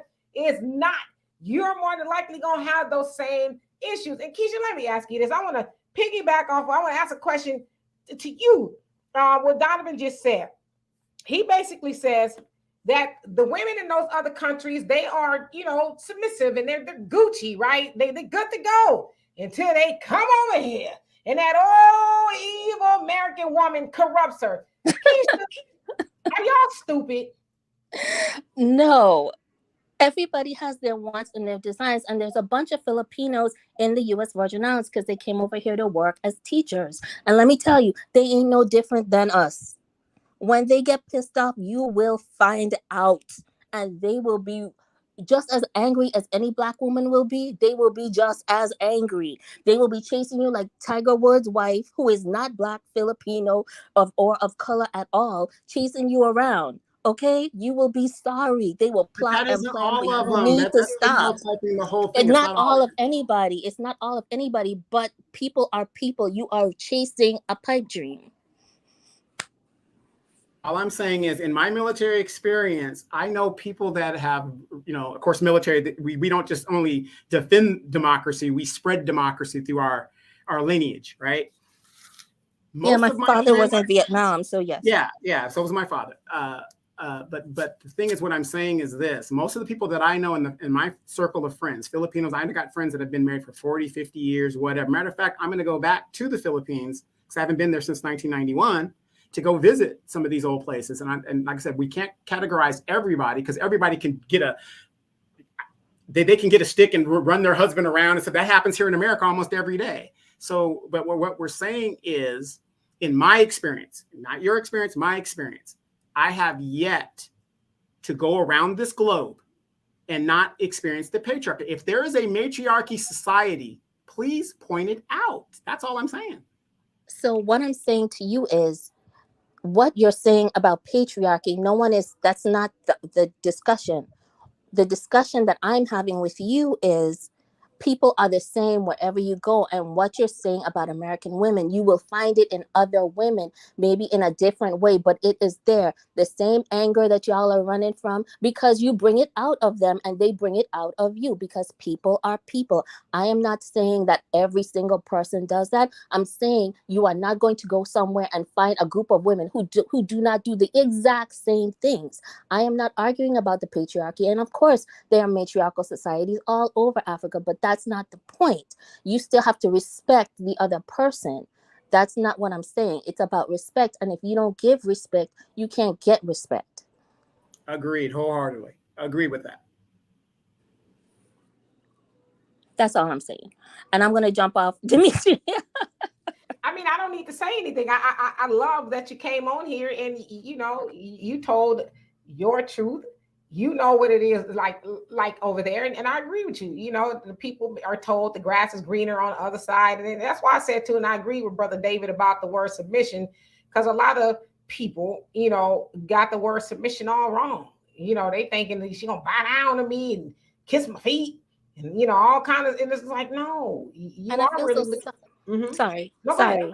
I was going to say, and I feel so sorry for my brothers, because sometimes you're getting involved with women who do not respect you because you are Black, no matter if they look Black like you too. You have to be, especially if you go to the DR, you have to be so careful. You have to know the history of the DR and Haiti. And if you don't know that, you are getting yourself in deep with people who are just as bad as any white supremacist in America would be after they get your money.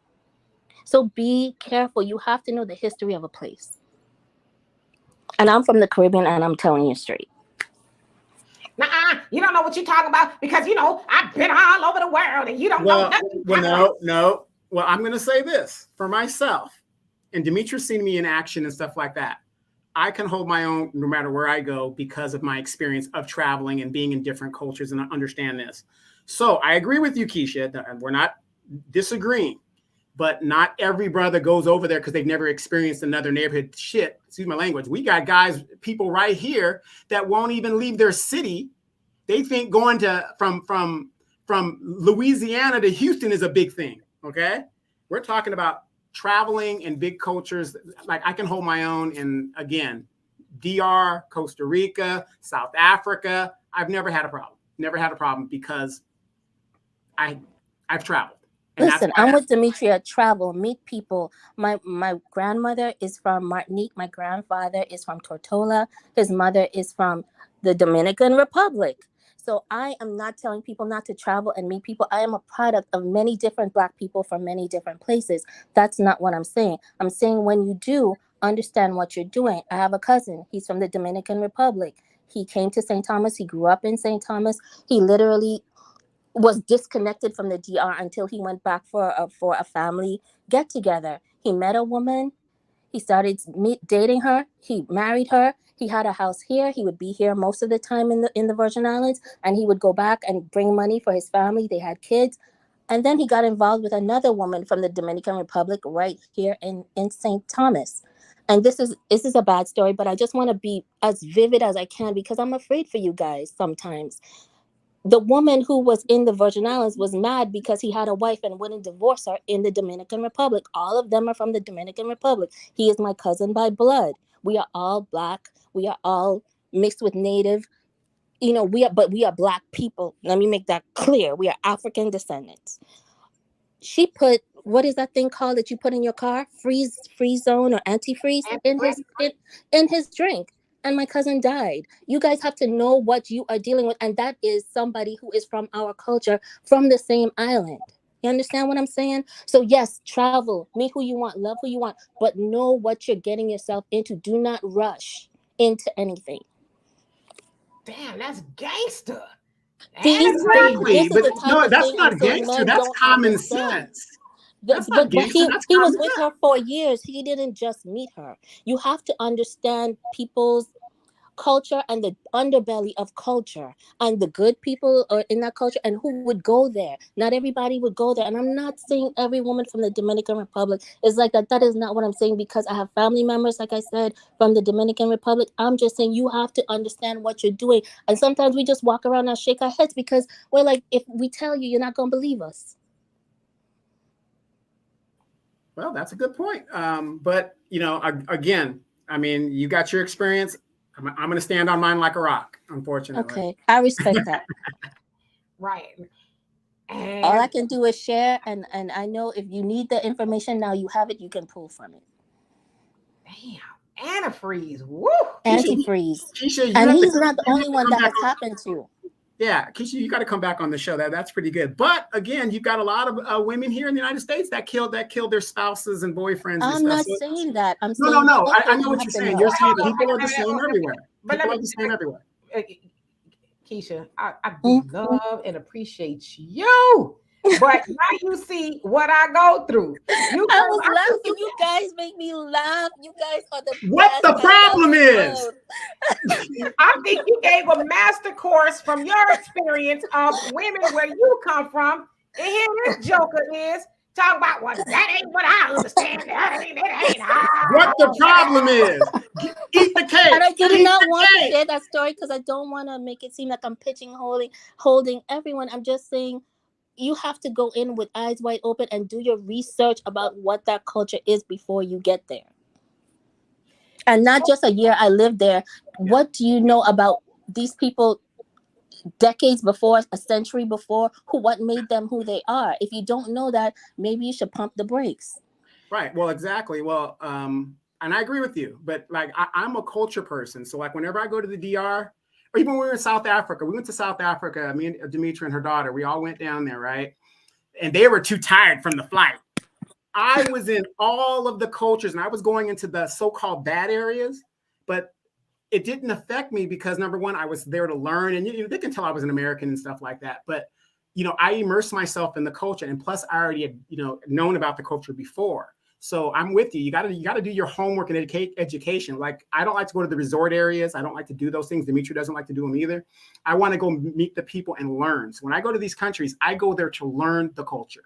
I don't go there to exploit. That's a good thing. Learn the culture, but learn the people and subtle. You know how people have subtle cues? Learn the subtle cues. Because that's the real culture. You know what people are saying to you in your face and just seeing around, okay, that's history. But culture is something deeper. It's in the mind, it's in the heart, it's in the soul. I can look at another West Indian or another person from the Caribbean or even from my island when something happens and we know exactly what we're thinking. You know what I mean? And even in Maryland or DC, I could look at another Black person in DC or Maryland and we know exactly what we're thinking because it's culture. You understand? And Keisha, what I really hear you saying is, brothers, don't believe the hype, because the stuff y'all hearing up on this World Wide Web is going to get some of y'all mixed up in something like some antifreeze. What she's saying is, do your research. Don't just listen to some Negro who Watusi'd himself over to the DR with the $5 in his pocket, bought him some tail, and then he getting on the internet talking about, oh man, you got to get your passports. No, wait, remember that? Wait. Remember that guy that spent all his money in the DR and was at the airport? Yes. Because what she's saying is, she's not telling y'all not to go. She actually giving y'all game, and y'all don't listen to her. She basically tell you, do your research, move with caution. Don't go over there with the fairy tale mindset that, oh, those women, they're all lovely and, oh, they're just so agreeable and they would never give me no battery acid in my drink. She's telling you, listen, just be cautious. And yes, if that's not feeling you actually, let me put it up here. Where to go? You actually kind of proved what she was saying. Said, hold the line. Any woman is capable of deleting. And that's basically what she was saying. It ain't just American women that y'all running from that are evil. Some of the women y'all running to got a whole plan for you. Like I told Donovan, I am not playing. You better be happy I don't live over in any of those countries. Boy, I have me a whole bunch of women. That's a sucker. You get the one over there getting his bags. That's a sucker. Get all his money. Oh, yeah, that one, his name is Donovan. He's been over here a few times. Get the rest of his money. I'd have him pick all y'all pockets. I swear I would. But the point and they mark you, and just like that. Because a lot of these people come from, and when I say these people, a lot of our people, especially in places like the DR, our people, some of them, you meet them in the city, but they come from the rural areas in the country, and it's bad. They don't have street lights. They don't have running water. They have an outhouse, not a bad. It's bad, and it's people are desperate, and desperate people do desperate things. Right. And they do things that if you were well taken care of, you wouldn't even consider.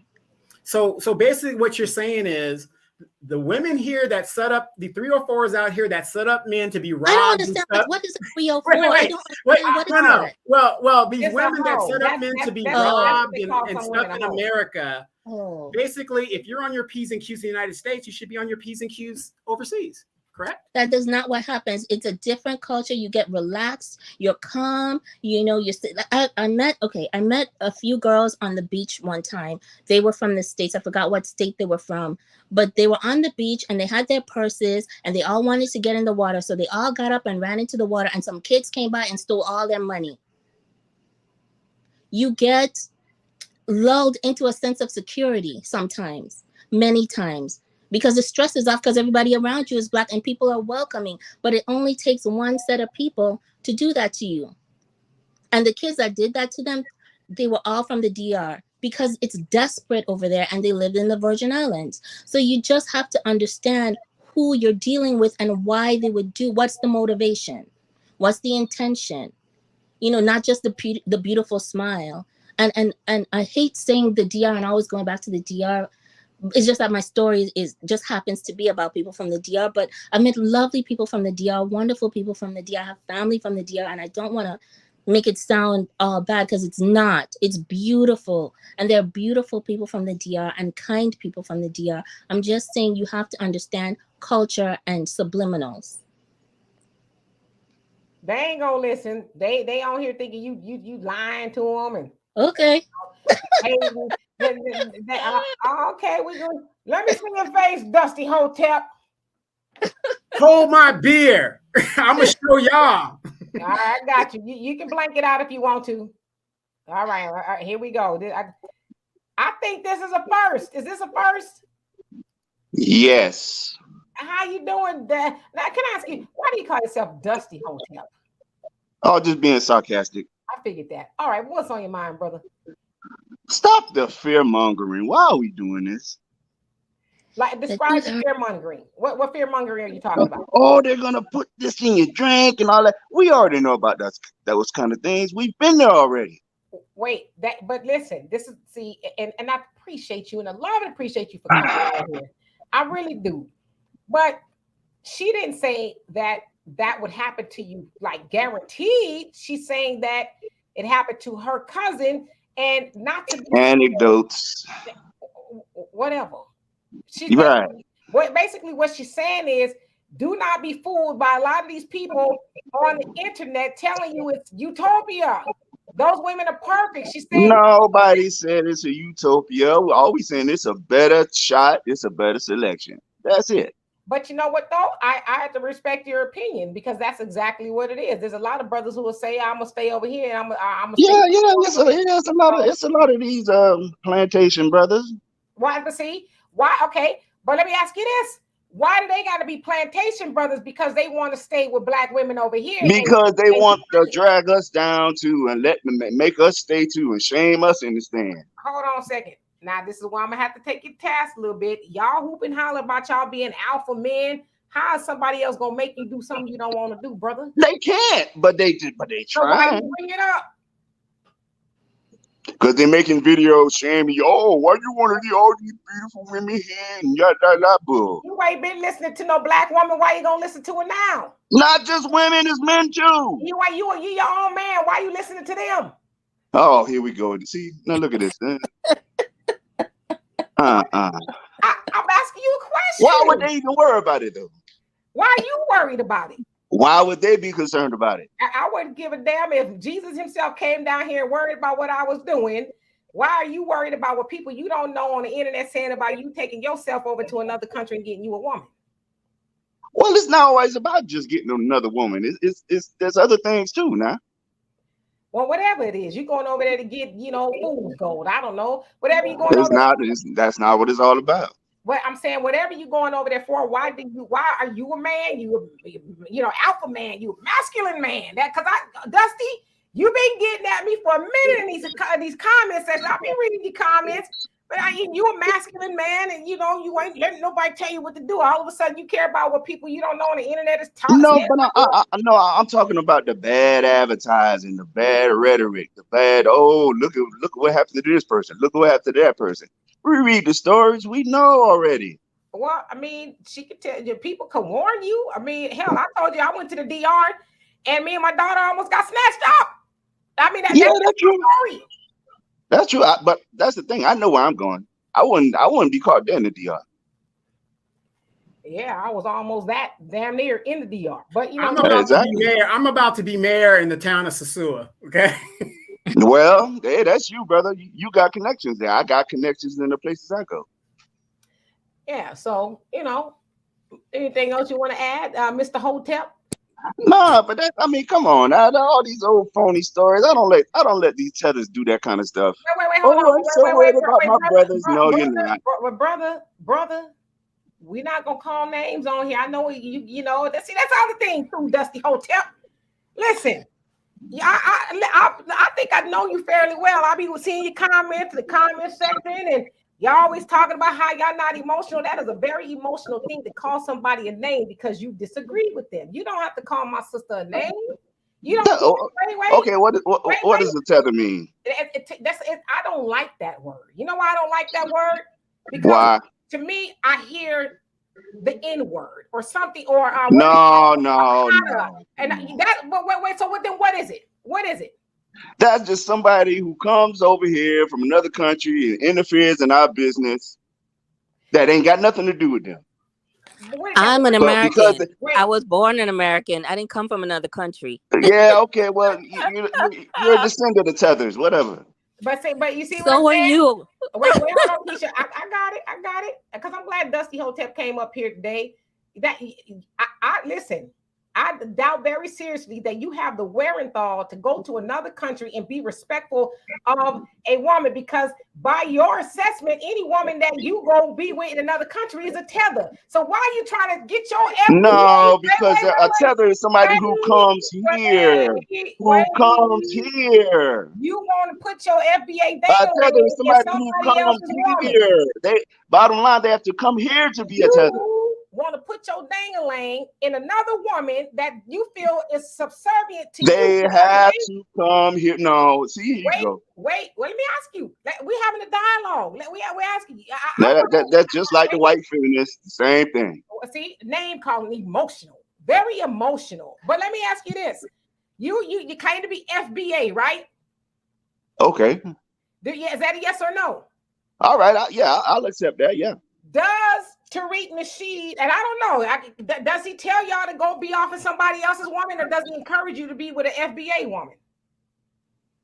I mean, he's kind of new to it. He might. I mean, he encourages you sometimes, but he can't talk either. Listen, brother, we're not gonna be lukewarm. Either he does or he doesn't. He can't talk either. Yeah, it's video of him in Brazil itself. So why are you following somebody who ain't even saying the stuff they telling y'all to do? What do you mean? You see at the bottom of my name. I mean, he's married now, so. Huh? I mean, he's married now, so hey.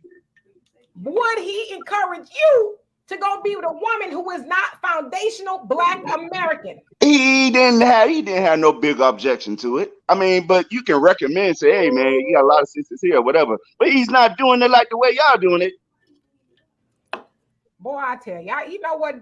I'm disappointed, Dusty. May I say something? He's not doing it like y'all doing it. I'm disappointed. I really thought you was gonna come up here and take me here and take me there. But you was like, no, ain't no need. Lightweight. Oh, come on, Keisha. Remember what I said about respect? Uh-huh. To get it, you have to give it. You have to be mature and you have to understand who people are and where they come from.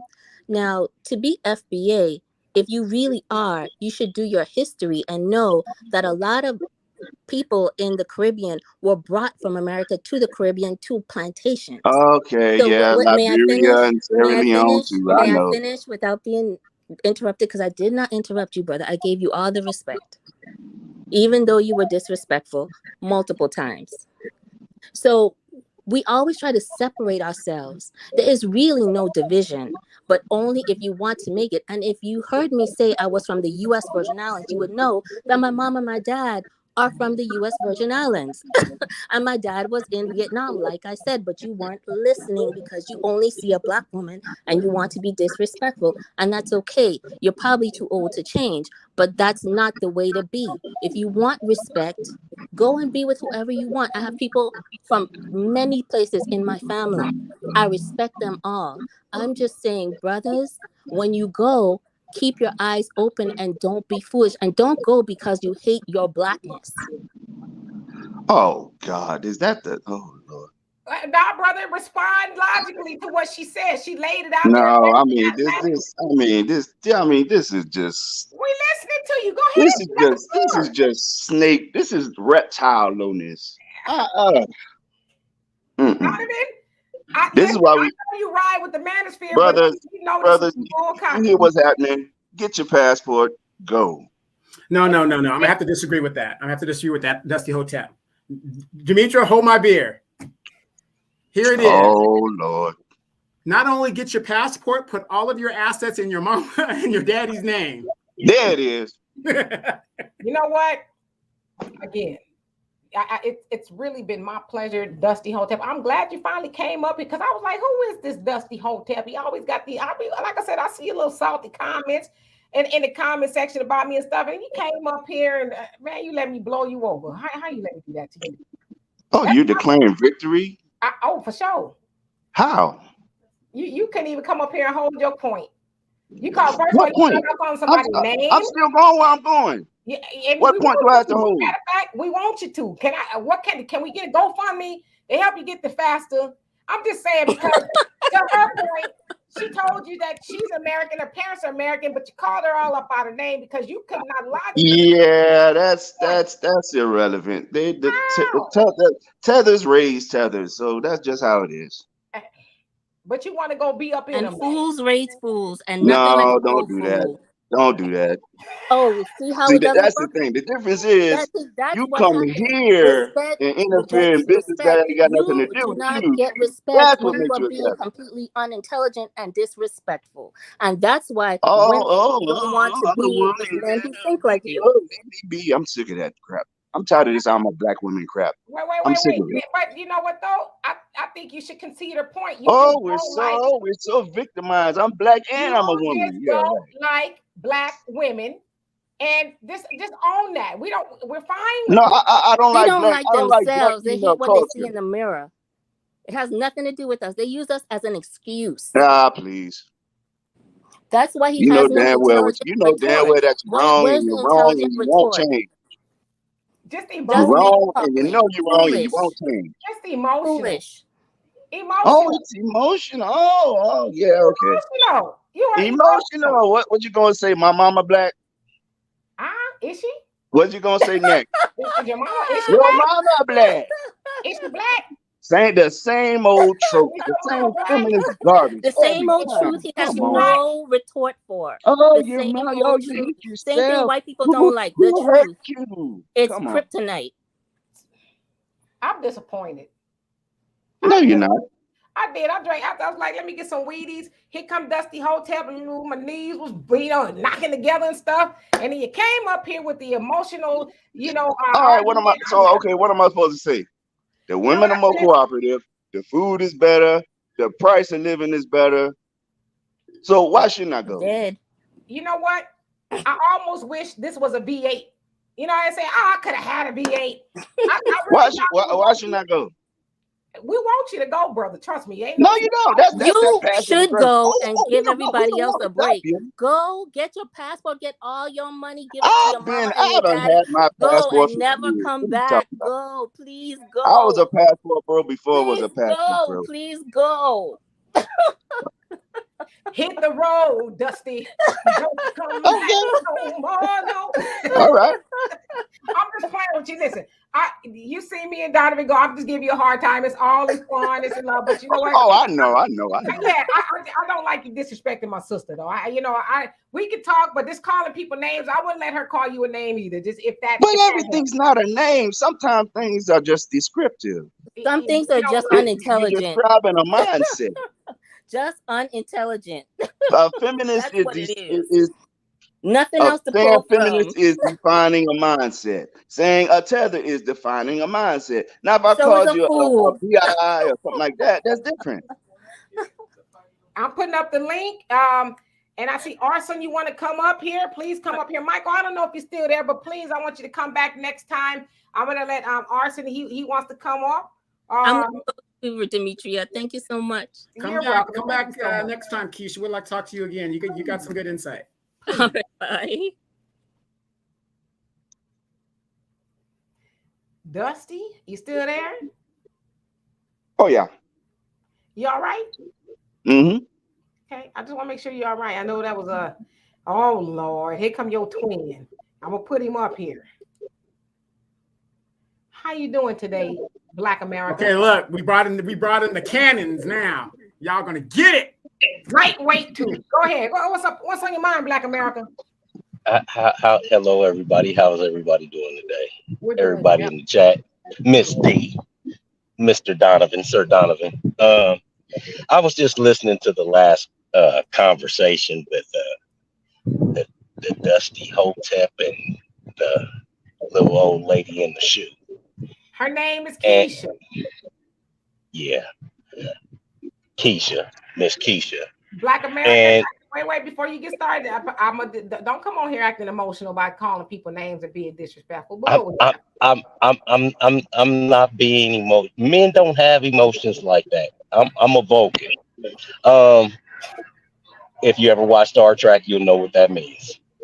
I don't know why he was calling her out of her name. She did have an accent, like she could have been from a foreign country. Hey, and and we as Black Americans, and I've told you this before, we are a certain community, and I understand that you blend with the Black African News Channel, Diaspora, whatever. I don't know how to say it. How do you say it? What are you trying to say again? I'm sorry. African diaspora news diaspora. Yeah, African diaspora. Right. You feel like that because their skin is brown or because they are African descent, that we're all the same. And us foundational Black Americans or ADOS, we don't see it as the same. And once again, my comment earlier was we don't have a community because of we do not see that the same. And you being a Black American don't see it the same either. You think that just because they're Black, that we're all the same and we're all on the same side. We definitely are not all on the same side. And I left the conversation. When I left, y'all was talking about KeKe Palmer. I don't know what happened when I came back just now. It was off the chain. I'm hearing the word tether and, you talking about you going to have a V8 on the brother. I'm like, what the hell is going on over here? I was just saying, I thought, I was really finna have to work hard at this, but it wasn't hard at all. And let me ask you this, Black America. Wait. Go ahead. What changed in regards to us not seeing Black people from other parts of the country like us? What changed? Their behavior. Well, hold on, brother. What changed is it's never changed. You being from California, Donna, then you're from California. In LA, Black America, is your mic hitting something kind of like Sounds like it's muffled. It's not muffled, but like it's hitting something when you talk. I'm sorry. I had to pull over. I'm sitting on my motorcycle. I had to pull over and call. I'm serious. It got that real. What happened is, you being from California, you know, us blacks in LA never got along with the Jamaicans. There has never been a time us blacks in LA got along with the Jamaicans. It's just like the Mexicans getting along with the people from El Salvador or Guatemala. They don't do it, but they still have something that we don't. They have family structures. We don't have a family structures because of the disrespect that our women are allowed to continue in. And it makes us bad. If we want a stronger community, we're gonna have to bring back the family structure, which means there's gonna have to be, I know Corliss is in that chat somewhere. She's not gonna like this. There's gonna have to be some consequences put upon the women and the things that they do. Without any consequences, then it's nothing that we can do. It doesn't matter how alpha we are, because we can't stop feeding you. We can't do anything else harsh to you. There has to be some consequences to your actions, and then the men can truly be men. Let me ask you. So you said there needs to be some consequences to our actions. Is that what you're saying? Yes. Like what? Okay, with KeKe Palmer, maybe if everybody on the planet shunned her and told her that was a bad look, one, because she has a man who she's in relationship with. It doesn't matter if it's her husband or not. They are in a committed relationship. They have a baby. She is over 18. Like after 18, you're making a decision to actually do something. If everybody on the planet started shunning people like this and turning their backs on them, then maybe, like the Scarlet Letter, then maybe we could get somewhere, you know. But we can't, because we have people telling that her boyfriend makes $500,000 to $1 million a year. It's not like he's a broke dude on the corner. He makes great money, but the women are talking about he's broke and you make more than him anyway. It doesn't have anything to do with the amount of money that he makes. It has to do with the amount of respect that woman is not giving that young man. Okay. So how do we deal with the men that are not on code per se? Clarify, what do you mean on code? Because men, we don't have a code. So clarify what you mean on code. I guess then it'd be hard for me to do that if y'all don't have a code. What? You're saying that KeKe should wait, because Hotep, you seem to listen pretty good, okay? Black America said that there should be consequences for women, and that he's clarifying, like KeKe, right? She should be shunned. So I'm saying, what about the men who are not doing what they supposed to do? Should they be shunned? Like, what should happen with them? Give me a for instance of what a man. Give me a for instance of what a man should be doing that's not doing. Okay, let's stay in the same vein with this situation.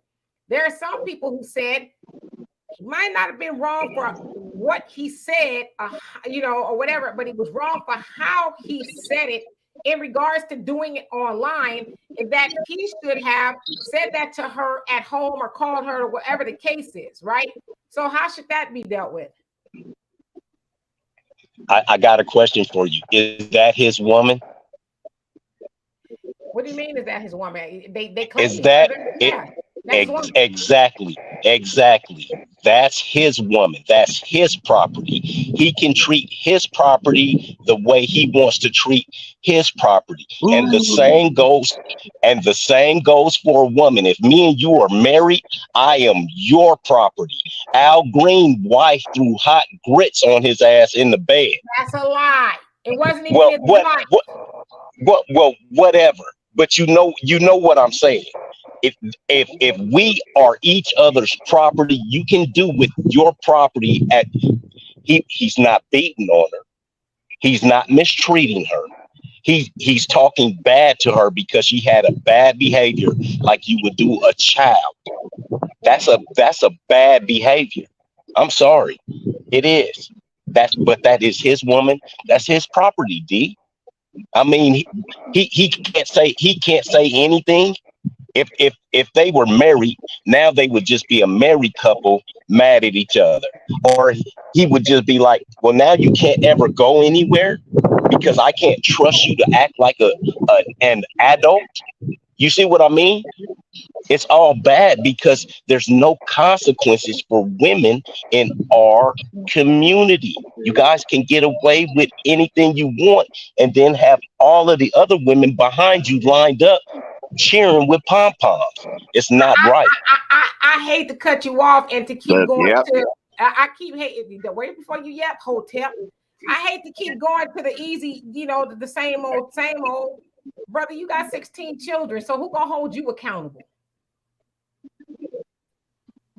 Hold me accountable for what? For having 16 children, and I'm quite The sure court. If I ever The court. if I ever had fell, hold on. If I ever had fell behind on child support, I could go to jail. I could lose my license, and I'm in the trucking industry, so I could go to jail. I could lose my license, which is losing my livelihood. So that's being held accountable to the 100th degree.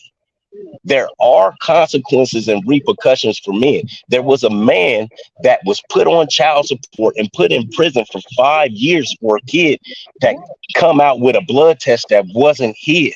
Men are held accountable every day, Demetra. You're being held accountable by the white man. But what about being held accountable to those children who do not benefit from having their father in the home on a regular full-time basis? What about that? Who holds you accountable for that? Okay. Children. Okay, so it's 3 men on the panel, and this question goes to the men. Men, how do we learn? Do we learn by doing and seeing, or we learn by reading books? Then learn by doing and seeing initially. That's why it's always good for the boys to follow the father so they can learn.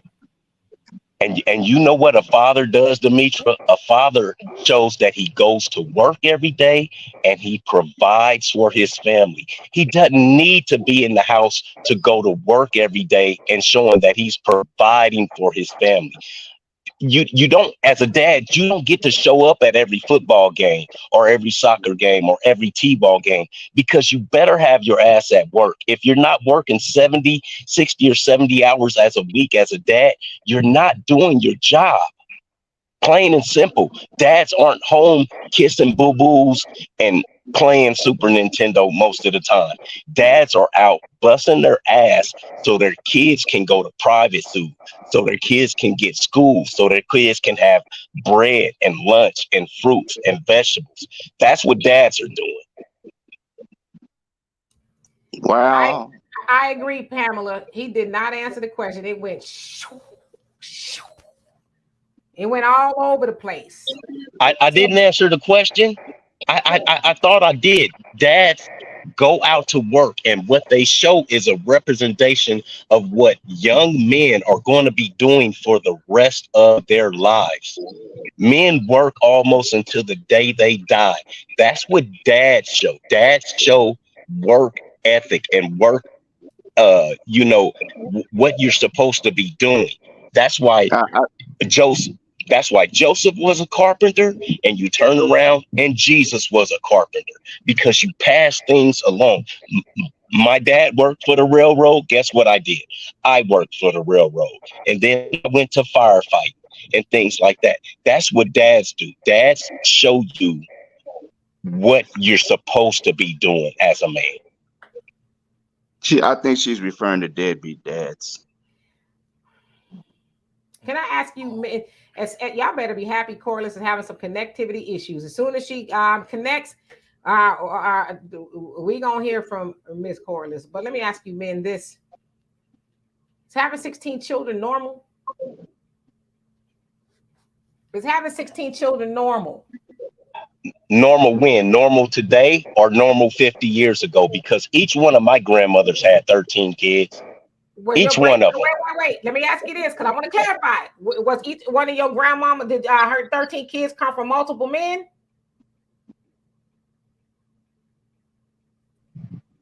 Yes. How many? I believe one was 3, and I believe another one was, it might have been either 2 or 3. Donovan, how many children did your grandmother have on both sides? How many children? Yes. On my father's side, she had 24 live births, 27 altogether. My mom is the oldest of 12. I'm gonna put y'all, those of y'all who are not speaking, on mute. And Donovan, how many men helped her father those children? 1. What about on your dad's side or the other side? Same thing. 1. 1 man, all those children? Hey, Corliss. Well, welcome. Hi, guys. How you doing? Now, Black America. I done just got off the freeway driving 6 hours, but for you to say that you are shown how to be, you got how many kids? How many kids he got? 16. Okay. 16. So your daddy showed you how to be a Rolling Stone? What does you hold on. Put out. So hold on. You just said that was that a statement? Was that a statement you want me to answer, or are you gonna keep on talking? No, I'm gonna keep on talking. I'm gonna keep on talking. All right, I'll go back on mute then. Oh. Okay. Because you just made a statement and you just said that men are fathers based on what they see. I know somebody right now that has children. His father was not a part of anything. He was brought up in the system and raised by a single woman. But I'll tell you one thing, if I know what a daddy look like, it's him. He raises my grandson. There are men out here that have not been fathered, don't know what a father looked like, but they know what they don't want in their children's lives. So know basically that you don't have to see what a father looks like or a man looks like, because there are examples. Be what you don't want them to be. So what about the men that grew up with nobody around and are excellent daddies, are excellent providers? And all fathers, let me tell you something. My granddaddy thought because he provided, he was a father. He was an absent parent in the home that provided and was abusive. So guess what? Ain't none of my uncles and my aunties, nothing like him. But he was a provider. He worked and he was a hoe too. So that's not, I'm sorry. I'm a woman. My grandmother had 12 kids, 11. All by the same man. And he was an absent father standing in the home, providing, working, and hoeing on the side. We see it every day. That don't make you a father. And I wasn't trying to be funny, nor was I trying to be rude. But you say you learn from an example. And if you have 16 children, then you had to learn that from the example that was provided for you. But you said that. I did. I'm gonna just keep Deanna. How are you? Hi. I have like 2 things to say real quick. The first being, last time I talked to Black America, you said you had like 3 or 4 baby mothers, correct? I'm just saying, is it okay for me to come off of me? I know we got some feminism energy in the house. I just I don't want to be getting banged on. Hey, look, you the one come up here with all this energy, baby girl. I just come up here. I'm not trying to pile on. Yes. Okay. So, now my next question is, in those households, do all of those mothers work? Or are you taking care of all of those households 100%? Now that the kids are older, which are Well, when some they are were your kids. age, yet no, they didn't work. Okay, so you took care of all those households 100% when they were kids. Yes. Okay, because I just think that it was kind of unfair for you to say that, you know, a man's job is to provide and he doesn't need to be in the household, because I mean, my father was not perfect, but the man provided and he was in the house. When I was with him, I was with my dad. I wasn't in the house not seeing him, oh, well, he's working. No, if my dad was working, he was providing, I was with him if I could be. He was being an example of a dad. He was teaching, he was Nintendoing, biking, rollerblading, fishing. He was doing all of that with us. So kind of to say that a man's job is just to provide and not do that is kind of lazy, especially since we don't live in an economy where women can stay home. We know that Black men making 6 figures is not very realistic, or even 5 figures is not realistic. So a Black woman in a Black household with a man is gonna have to work, but you still expect her to work, come home and be a mom. Why wouldn't you expect to work, come home and be a dad and raise your kids as well? Okay, so as far as that, I don't think you exactly understood the context. What I said is your dad is not going to be able to make every football game. Your dad is not going to be able to make every doctor's appointment because they're working.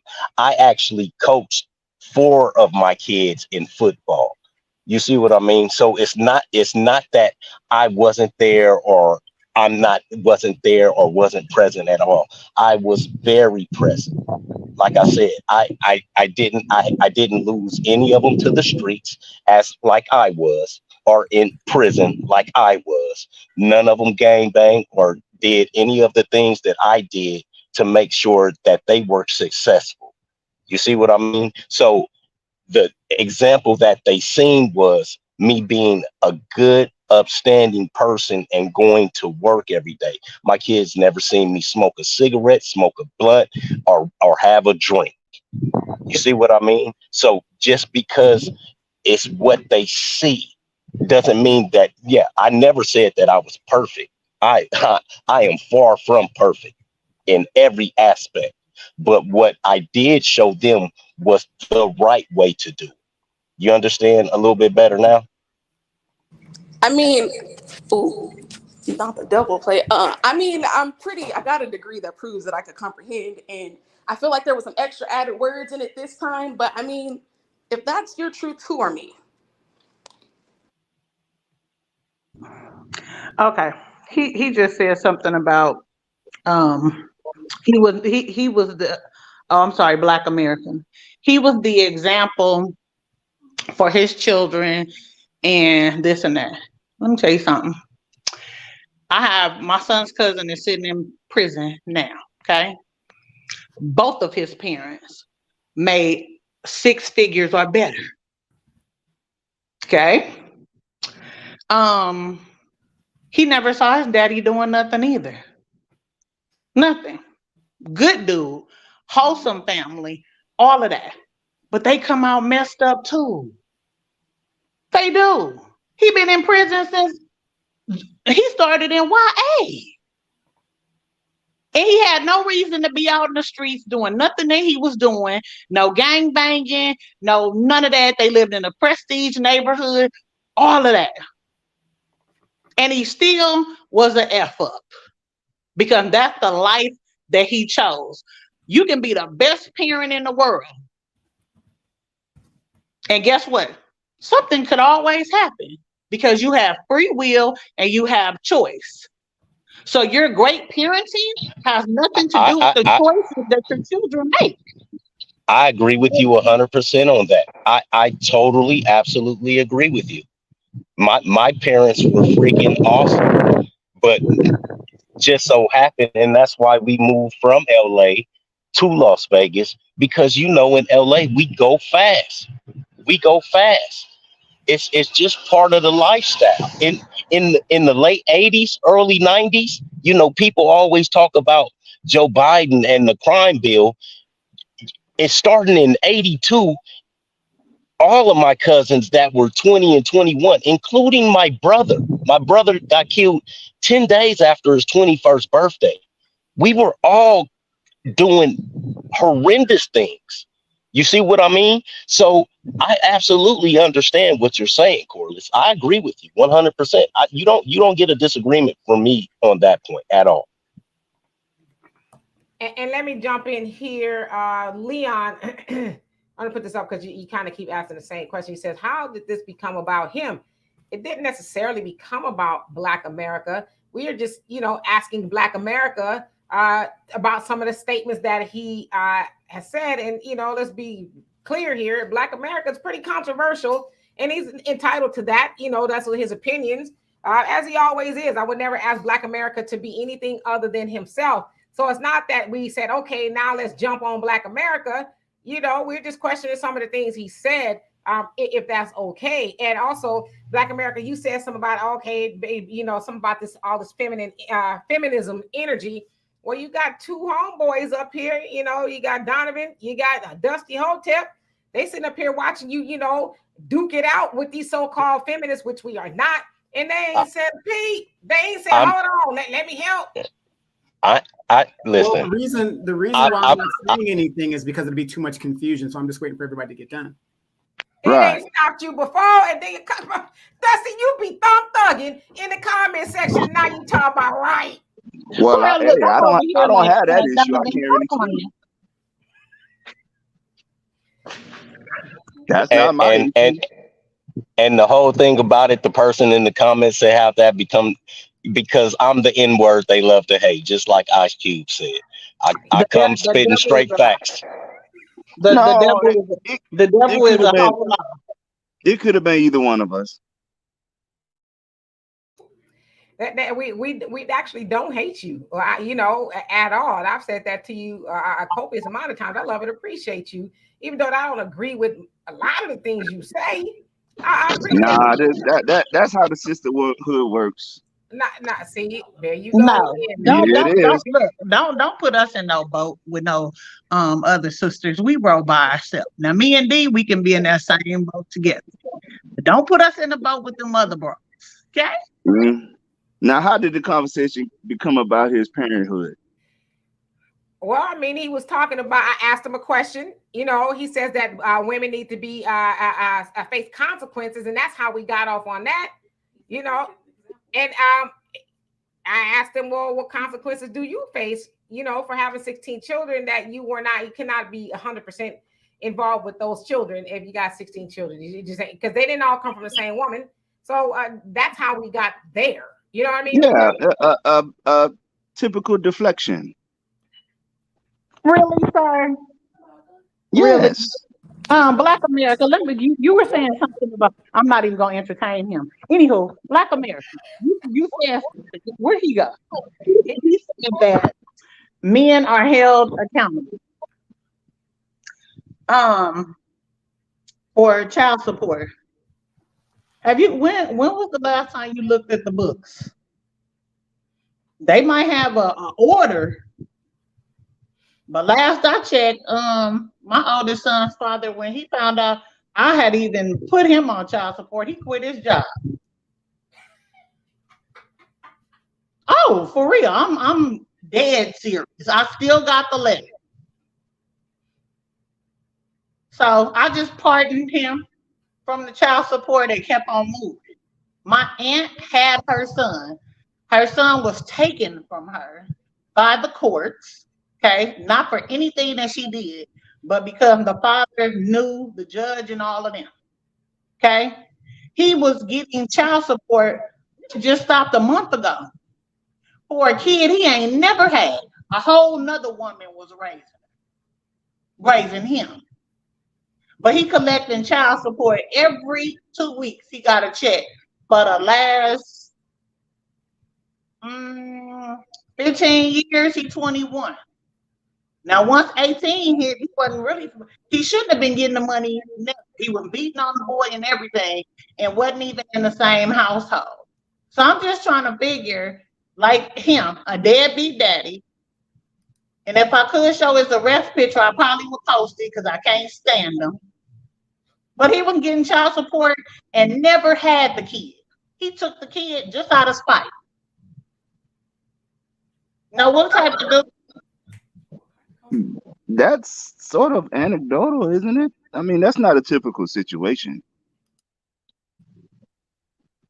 That's Black America? Did you hear me say? No, that's not Black America. That's me. I'm talking to Black America. Okay.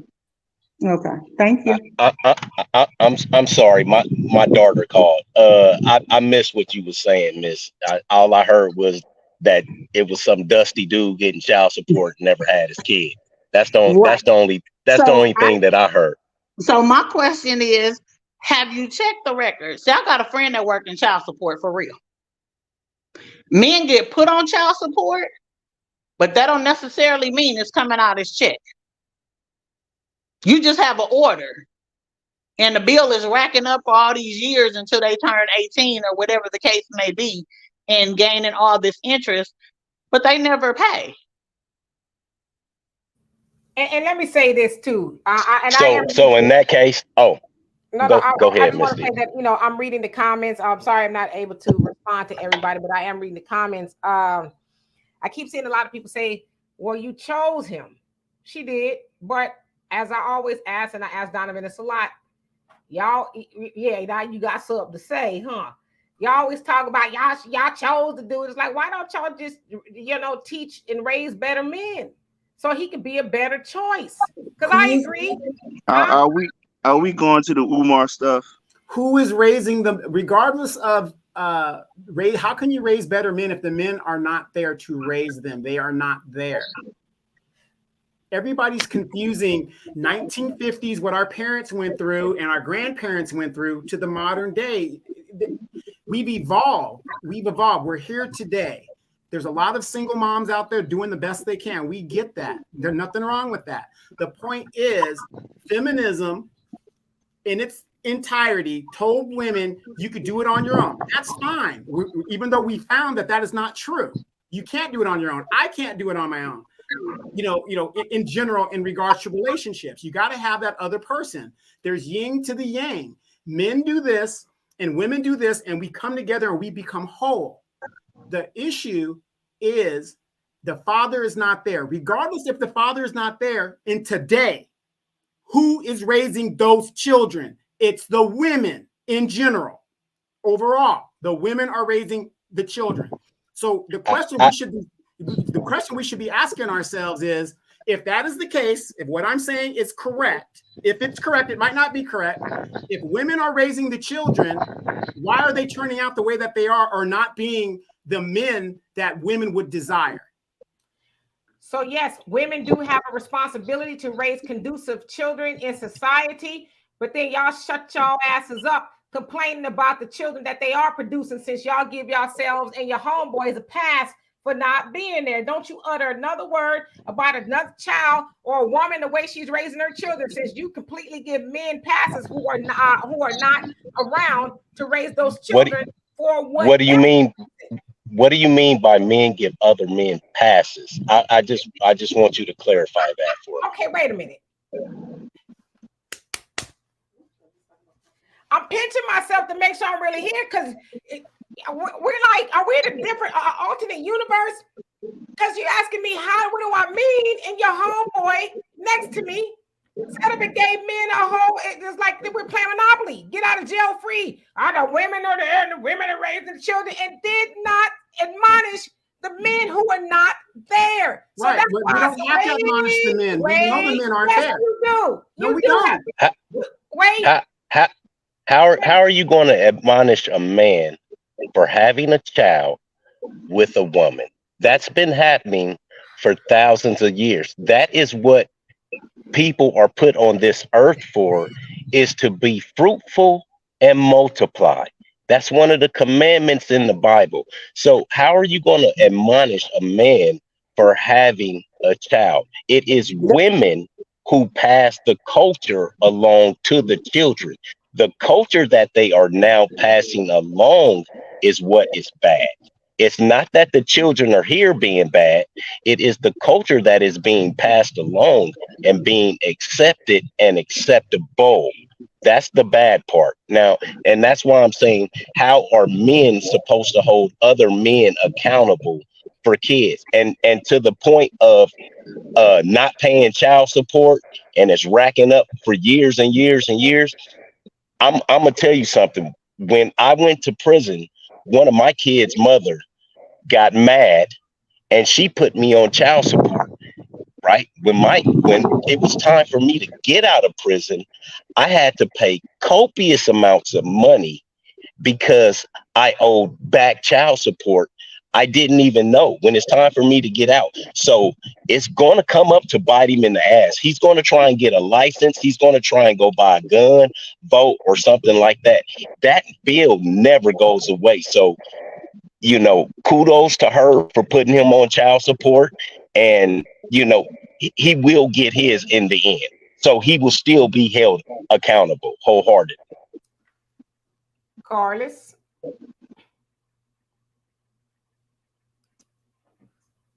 You on mute.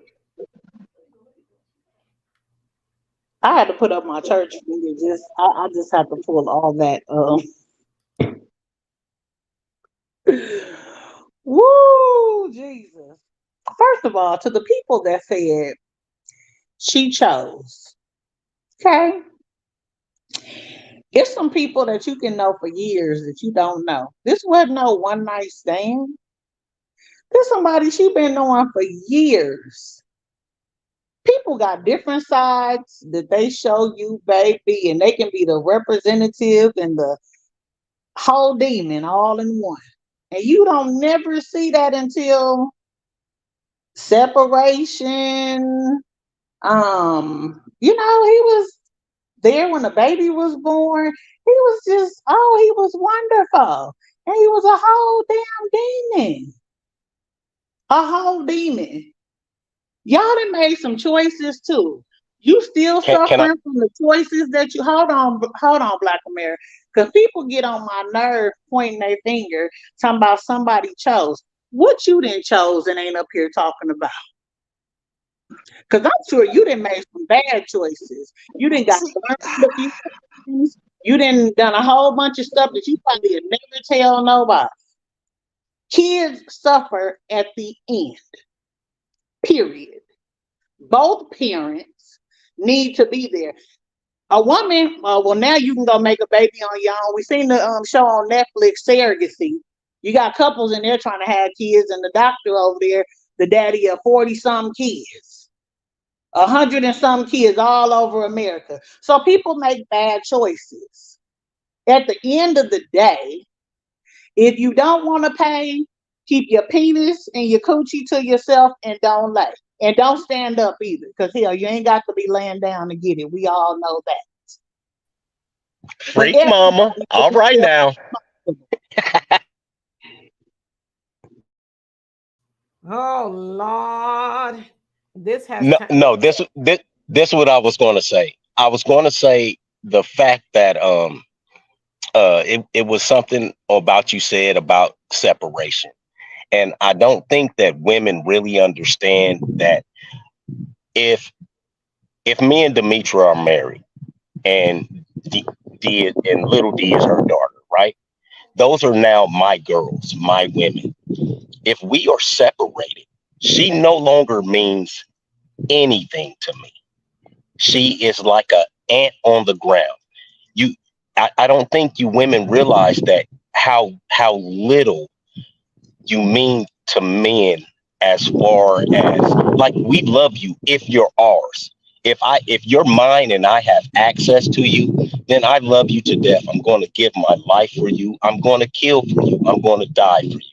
But if you're not mine and I no longer have access to you, you don't mean anything to me. So one of the problems is you guys think that, and with men a lot of times too, it'll be a kind of like an out of sight, out of mind thing. So if I'm not dating you and you got kids and we have kids together, I've seen this with some of the men that are in my men's group that I mentor, that they just running around like chickens with their head cut off. They don't care. And it's more of a male thing. You know, you guys want us to care about something that we have no control over. Once I have no control over it, I can't care about it. Black America, my God, today, Jesus. I didn't get to church this morning, but my God, after I get off of here, I'm gonna go pray for you. Okay. Let me tell you something. I'm a Black woman standing here, and I've had some relationships. Okay, some many relationships, and I am not with these men. These men and got married and some more. Everybody that you separate from, and I tell people this all the time, it don't have to be a nasty situation. And I mean something to these men. If I call them right now, guess what? Wife and all, they coming. That don't go for all men. That goes for boys. Because I want to ask you a question. Can I ask you a question? You Wait a minute, because you said that they were coming. You said they were coming. Can I ask you a question? If you called and offered them some tail, are they coming too? No, sweetheart. Let me tell you something. No. I ain't got to offer them nothing, and they ain't getting no tail, and they ain't had no tail in over 20 years. I'm finna be 50 next month.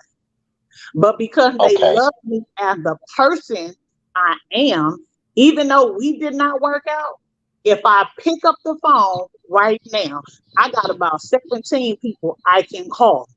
And I ain't saying we was all in relationships. Some of them I just talked to. But because I am a good person, I have a good heart. I treated them well.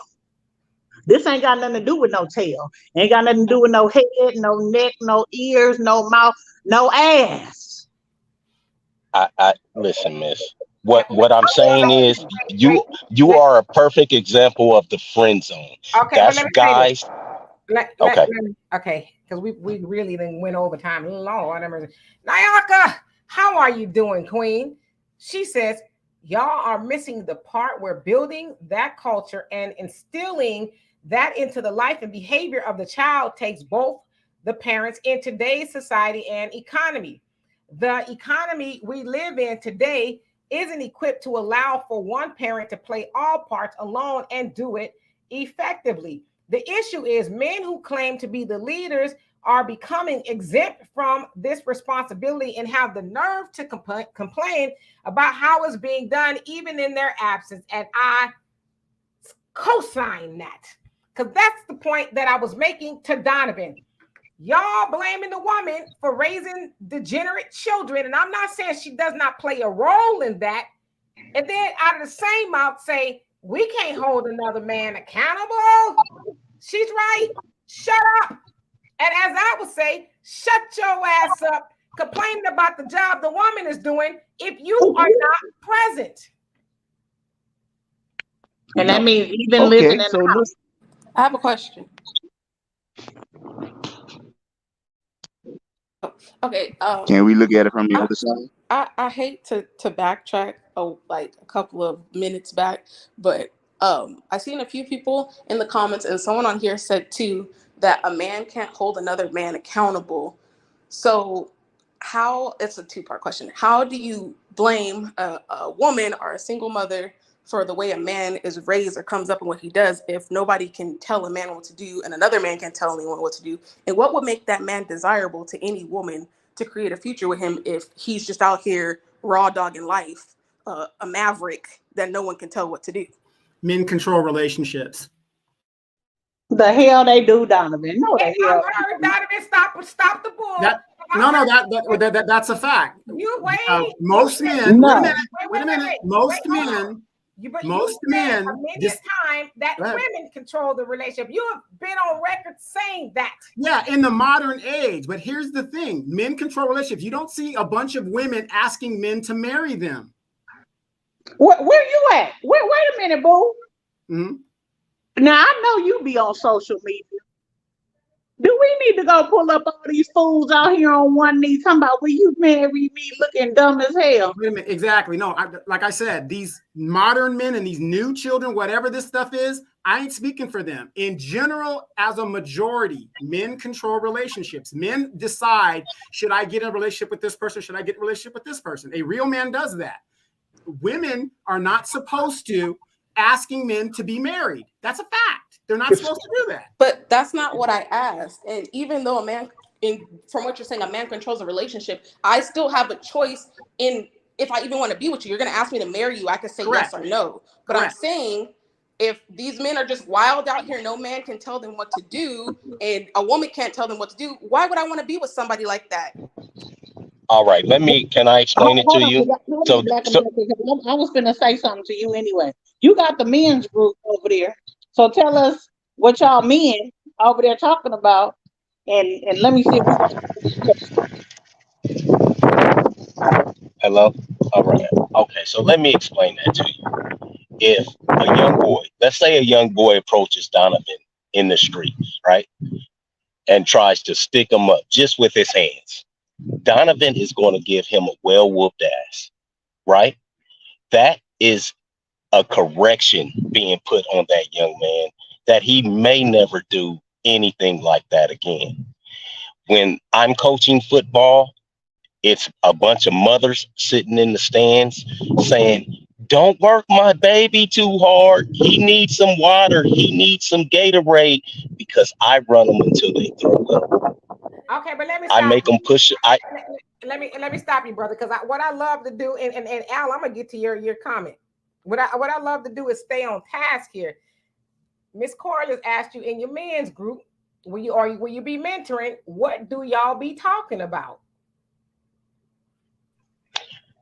Oh, we talk about it's mostly, it's mostly Christian men, and we talk about relationships. We talk about the things that you don't feel comfortable talking about with your wife, like not having sex more than 3 or 4 times a year,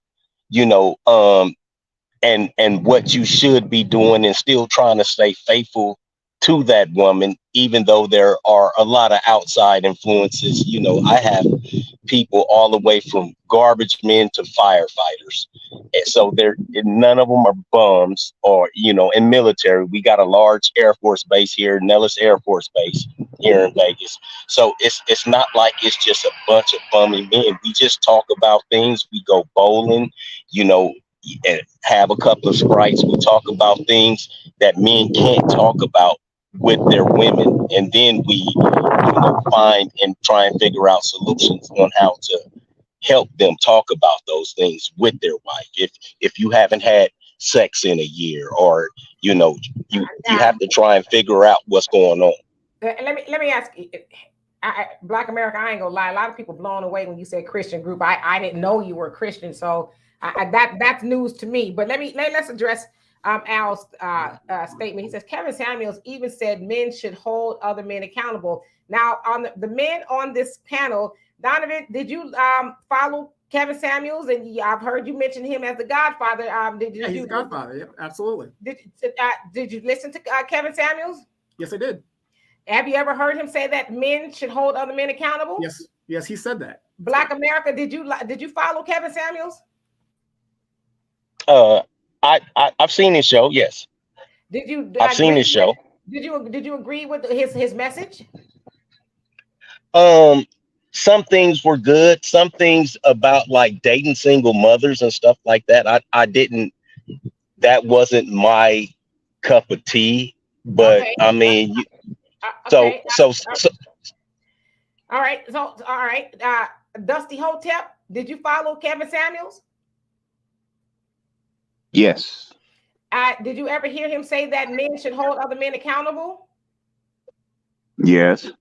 So how are y'all off message? We're not off message. Okay, here's the thing. Just because I heard a man, Black America could tell me something, that doesn't mean I'm going to follow it. So basically, y'all wasn't listening to the damn thing the man said. I did listen to what he said. Do I agree with it? No, I don't agree with it. Once again, men have no code. We don't follow men. Real men do not follow other men. Okay, you have.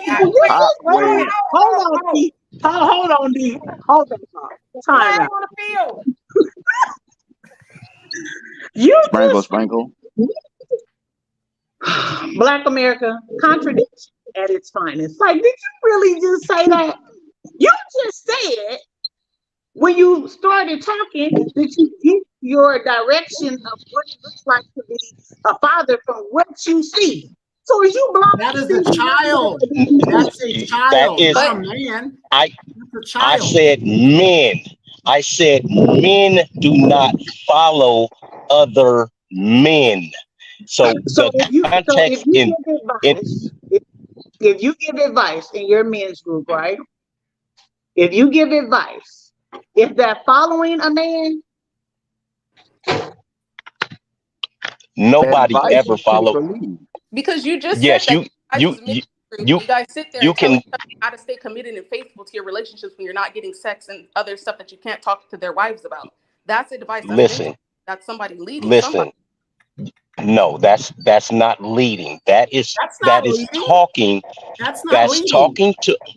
That's talking with other men about men problems. If a man can't get an erection, you have to say, hey, okay, so what are you doing? Did you go to the doctor? You can't, if you can't talk to your woman about what's going on in your relationship, she done gained 200 pounds. You can't tell her, hey, baby, you getting fat. I paid you for a gym membership for you. Things of that nature. Hold on. What kind of women are y'all dealing with that you can't go to your spouse? This is somebody to have and to hold, to death do us part, sickness and health. Baby, they already know these boobs ain't finna stand up after you had no kids and they just sucked all the life out of them. They gonna hang. Like, come on now. I'm sorry. My uncle and them are married, okay? And I don't know if it's just the people I got in my family, but they sit down and they talk to their wife, except one. We got one ignorant one that just don't know how to act. But I mean, I've seen it. I'm literally going to go cuckoo for Cocoa Puffs. Like for real, okay? No. Wait, y'all brothers, I don't even know what this is anymore. But did you hear the term? Did you hear the term advice? Advice you take or leave. You don't. Advice is not an order. It's something that advice is not leadership. Consideration. I think you guys have a weird definition of leadership, and in y'all's mind, it's only one way, because leadership definitely could look like me being an example with my advice and you forming an opinion, either way from my advice. But I gave exactly to lead you in a direction, didn't I? No, that's not leadership. That is not leadership at all. That's not. So I ain't. Let me tell you something. Me and my girls, some of my girls do leave me. Okay. Good common sense, very educated. And yeah, they will not just talk you off a ledge, but they can lead you. Demetra has led me in the right direction many a times. And maybe that's what's wrong with y'all men, that you can't take no type of guidance, because people still need to be guided. Even if you're gonna be guided your whole life, even as what you call men, because it's called wisdom. It's somebody out there always smarter than you. It's always somebody out there with more money than you. They sit there and they give wisdom, which is guidance, and it's leadership, and that's what it looks like. It ain't over here talking about Black America. Don't tell nobody else you in no Christian group here. I was just about to say. Because God ain't even with the Christians right now. He's standing outside of the church, bamming on the damn doors, talking about, hey, Negroes, you done left your wig and all of that, and you still ain't listening to me. You ain't been listening for centuries.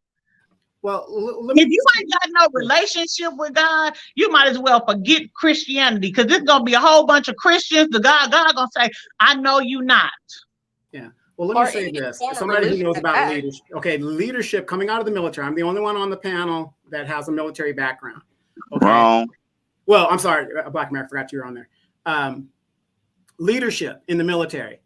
It's leadership is what it is. Leadership. I don't have a choice to follow a leader. A leader just is.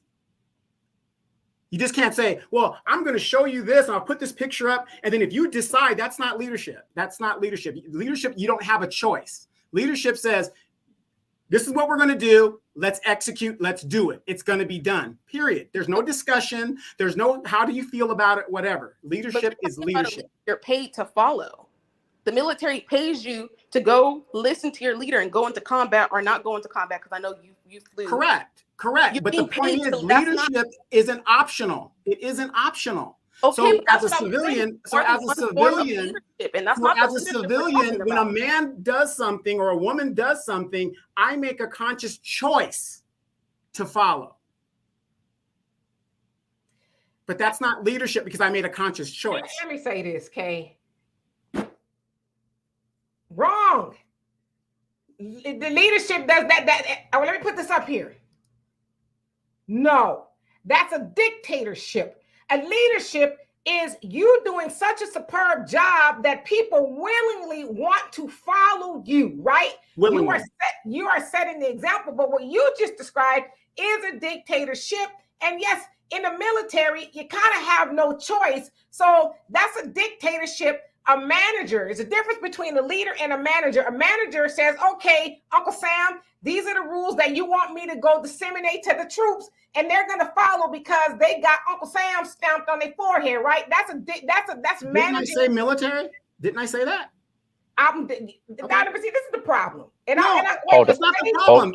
I said military. But wait, I'm going on your definition of leadership. From my experience in the military. She wasn't going against what you said. Okay, but she trying to make it to where it's a dictatorship. I have 25 truckers. That's a dictatorship. I have 25 truckers underneath me, right? I have 25 trucks. I got 27 truckers underneath me. If I tell them they are going to Pennsylvania from California, then they are going to Pennsylvania from California. It's no ifs, ands, or buts about it. That is leadership. I can't tell if me and Donovan are having a Sprite. I can't tell Donovan to go to Pennsylvania because he is not under my tutelage. He is not under my guidance. He is not one of my children. I don't pay him. So that would be advice. Go back. This one? I need to, baby, let me scream it from the mountaintop. Hello, Jesus. It says, you cannot be an effective leader if you are not a good listener and follower. So for all y'all Christians out there that be, y'all godly and holy, y'all got a leader, the pastor. How many of y'all letting him lead you? I'm just saying. Is that a black woman talking about how many of y'all let the preacher lead them? I'm sorry. Yeah, okay, all right. What does that have to do? Hold on. First of all, sir, let me correct you right now. Yeah, I'm a black woman and I ain't a Christian. I'm a believer. How about that? Let's start there. My partner over here, Black America, said he in a Christian group. So yeah, the black woman, colored woman, caramel woman said something about the pastor because he's talking about he a Christian group. So if you a Christian group, that means you got a leader, partner. And he's a leader. For one thing, I don't listen to pastors. Okay. So just because you are a Christian, just because you are a Christian, just like you said, you're spiritual. I don't even know what that means anymore. But just because you are a Christian doesn't mean you follow the same guidelines and rules and that you may think. It'll be like a Muslim. Every Muslim is not Nation of Islam. You have Sikh, you have various kinds of Jews. So it's a little bit different everywhere. Okay. So No, I understand what you're saying, though. I understand what you're saying. I grew up Christian, so I knew what it was like to every Sunday, every Wednesday, Thursday, Friday, and guess what? They taught us that you're supposed to follow the pastor until I learned better. When you know better, you do better. No, When I you're think supposed to follow the teachings. And if your pastor isn't teaching, I'm not following what Joel Osteen says. I love Joel Osteen. I love T.D. Jakes, but I don't follow what they say. I even like some of the stuff that Minister Farrakhan say, but I don't follow what they say. You see what I mean? It's a difference between following a man and following the actual word of Christ. Wow, I'm gonna tell y'all. When I Hey, get off hey, D, I'm gonna jump down. I'm gonna listen to the show. I'm finna jump down because I'm finna get back on my bike. I've been sitting on the side of the road an hour talking with y'all. So I love y'all. I'll holler at y'all next time. love you too. Be careful out there. Can I say something before you end? Sure. Listening to y'all's definition of leadership and how it is very blurs with dictatorship, maybe that's the issue in Black relationships. That y'all just trying to put your finger on and dictate instead of leading through example.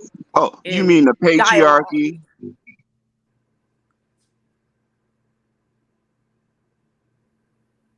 No, I said that's not what I said. You mean the patriarchy, right? Okay, but I'm talking about men in relationships with women dictating instead of leading. The patriarchy. Okay, but is that how you're trying to lead? Yes or no? Like you adding another word doesn't change what I said. No, I'm just summing it all up. You mean the word to add patriarchy, another right? word, but that's not expounding on what I'm saying. So you're being contrary to just be contrary. No, I'm not. Then what was the point? If you're not expounding or yes or no or agreeing. No, you started talking about leadership and relationships. You say maybe that's the problem. It's a dictatorship. Like I said, a patriarchy, right? How you gonna ask her a question and then answer the question? Let her finish. You say you're saying the patriarchy, right? So you asked the question, then you answered the question for her. So do you want her to answer, or you answering the question with a question? Like, this is not a game of I can out question you. Like, huh? That's what we like, huh? No, you were articulating a point, and I summed it up by saying patriarchy. You were trying to beat around the bush, and I just came out and said what you meant, the patriarchy. So that might also be the issue too. Instead of people having a dialogue, exactly, feminist. There it is. Adding extra questions on top of questions that aren't even done. Y'all be killing me. I done had to lay down on the couch with my coat. Look here, cause he over there. This one in the corner with the no face. Father God, help, Donovan. When I see you and I'm gonna get you. I'm gonna run you right on down the street here. This right here, look, at the end of the day,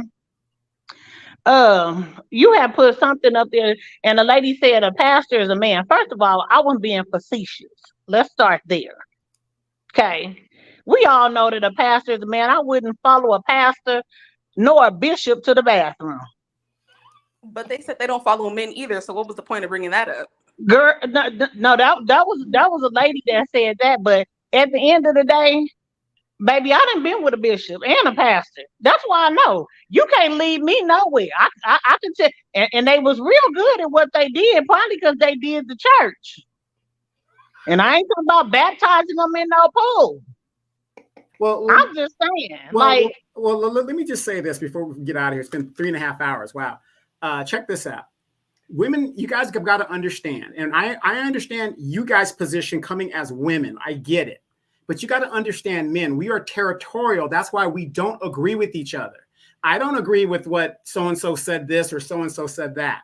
You know, to me, I could take what I want and go at it. But men, we are very, this is my opinion, and a lot of guys will probably agree with it. We are very territorial about how we position ourselves with other men. I might get along with this guy, but I might disagree with this guy. Do you see what I'm saying? But when a man comes up with an opinion, like let's say, oh, a man should step up and take care of other men. No, I'm not. Donovan's not doing that. See, so there's my disagreement with that in particular man. We're just aggressive. Men are naturally aggressive against each other. So it's very hard for men to follow other men. That's so I'm gonna ask you this question, Donovan, and I'm not gonna say nothing else after this. Do real men, because that's what you said, do real men believe that men should take care of their children? Bottom line. Okay, here's my answer to that. Definition of a real man is probably different than mine, whatever, but I'm going to say this. Men, real or not, should be taking care of the responsibility that they brought to this planet, period. Okay. Okay. So how many times has you given them children that they didn't want? Oh, hell no, you don't get a pass with that. What the hell? Oh. What do you mean? How many times have y'all given men children that they didn't want? The devil is a liar, and so are you right now. Sir, if you're a doggy, you wanted children. Hold on. Hold that thought. You gonna hold that thought, sir. What's your name? I don't even know because I can't see it and it don't even matter. Anywho, let me say this. When you lay down and you stick your tiny dick, big dick, middle dick, Lord forgive me, in a woman, whether you ski in and outside on her legs, sperm travel. We all went to what's that class we took in junior high school? Sex ed. Human sexuality. Sex ed. Mm-hmm. Don't you dare ever come and fix your mouth to say that you didn't had a baby that you didn't want. Then keep your dick in your pants or jack off in the corner. God damn, what's wrong with you? You sound crazy as hell. Okay, so sex is a one-way street, right?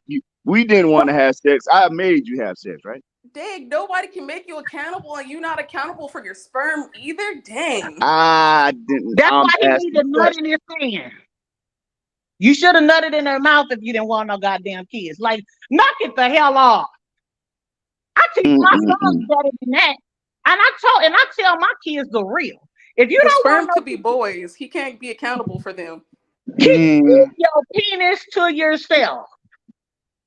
Now you see. If you don't want no kids, don't have sex. Abstinence is the best thing for you. Talking about what if you have a baby and that you didn't want? Well, why you stick your dick in her? Because you knew it was a possibility, didn't you? And didn't you know the same thing when you opened your legs? I knew the same thing, but did you listen to Tupac? Tupac said if you stick your dick in her, don't stop. Oh no, but that's real though. Because at the end of the day, guess what? You can't make us have no abortion. Tupac, really? Wait, yeah, my stomach hurt. I done slobbered on myself over here laughing. I really did. Look here, y'all. I can't even entertain him over here. I'm gonna do a Gary Monroe. You got to be crazy. Things shitting between two legs, like when you play dumb games, you get dumb prizes. I hope you ain't got no kids. Cause you was the dumb prize. What the hell is girl? You are the example of the dumb prize. Of the what? The dumb prize. You. Oh, okay. So now your name calling. I'm a black America calling, right? I know you listening on the road. I'm gonna wear my victimhood on my shoulder like y'all. No, that ain't no victim. You the one opened your mouth. You opened your whole mouth and go. But it's the truth. No, that ain't no truth, boo. It's the truth. Nah, you raising some fools. Your mama didn't tell you to keep your penis to yourself if you didn't want no. No, she didn't. Well, she the fool too then. That's really? Some BS. Okay, everybody last word. What's your last word? Because I swear for God, my stomach is in knots. Hey, y'all body, y'all choice, right? You sure damn right. I mean, that goes both ways. Really? Yeah, because you had a choice to not put a condom on. He had a choice to put it in her mouth and not her coochie. Like, knock it off. There's How a are you whole being bunch of victimized by holes your to put own it sperm? Corliss, last words. I'm scared. in. Whoever watches this, please don't be like the dude. He's in my right hand corner with that foolishness. What if I lay down with you and then you just have a baby I don't want? Abstinence is the key for you. Oh, I'm sorry. What they call them in prison? Because they catching a whole lot too. They got blow up dolls. They got everything. You ain't even got to have a real woman if you don't want no kids. They got some. They got a whole bunch of stuff for you. But he should have never said that. Like, that is what? Y'all have a good evening, because that was just some straight foolishness. You do the same, boo. Deanna, last words. I don't have any last words, but I think what Corliss was referring to is YouTube can teach you how to make a hell of a fifi bag if you don't want babies. Amen. How did we get here? You know how we got here. Him over there talking about what, sir? How old is he? Did he tell you his age? Because I need to know if he too. Or if he's in the developmentally mental classroom or something. Did he have an IEP? Was he on SPED? What? The psych ward? Yo.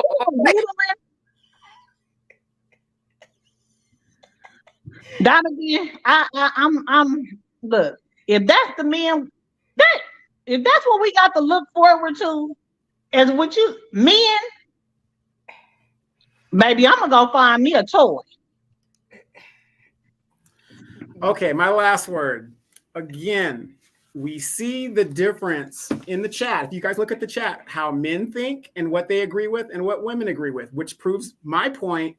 We are two different styles of species that need each other at the end of the day. For what you guys lack and what we lack, we come together and we make a whole. So that's just how we're wired, men and women. We just got to accept it, do the best we can, and move on. Those are my last words. My last words are, this is what it sounds like when the doves cry. Do, do, do, do. I mean, I'm not really rendered speechless a lot. We've been on here 3.5 hours. We've had a very spirited conversation. All the viewpoints are appreciated. You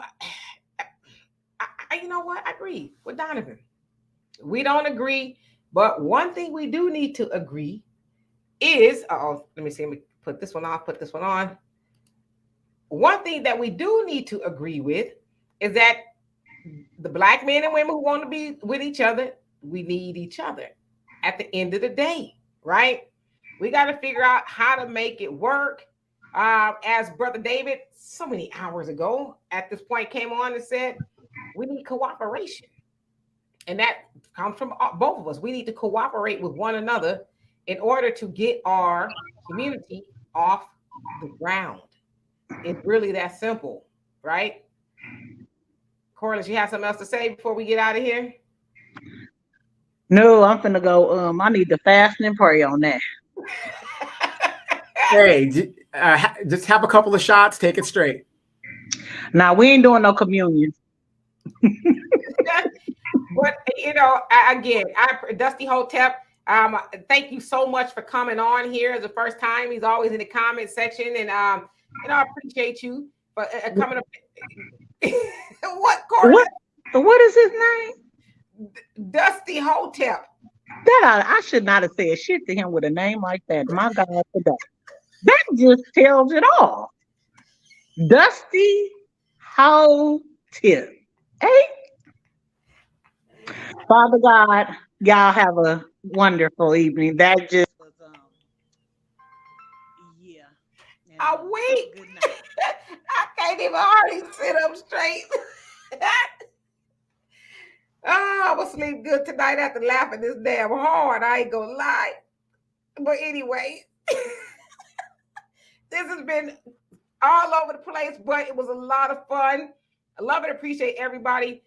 Black America, Dusty Hotep, Corliss, Deanna, Donovan. Who else came on here? Buzzer Cam. We had somebody, Keisha, and we had LS, and we had Mike. Yeah, Mike. Mm-hmm. Yeah, everybody came up here and gave your opinion. We love it, appreciate you. Please come back and see us again on Tuesday. We'll be live, or if not, we'll definitely have our podcast. Lord have mercy. Well, and once again, it's my Detroit love Moni's birthday. Happy birthday to Moni. You guys, she's going to be celebrating until 2099. So. Right. You know what I'm saying? So anyway, y'all be well. Have a great rest of your evening. We love and appreciate you guys. Peace.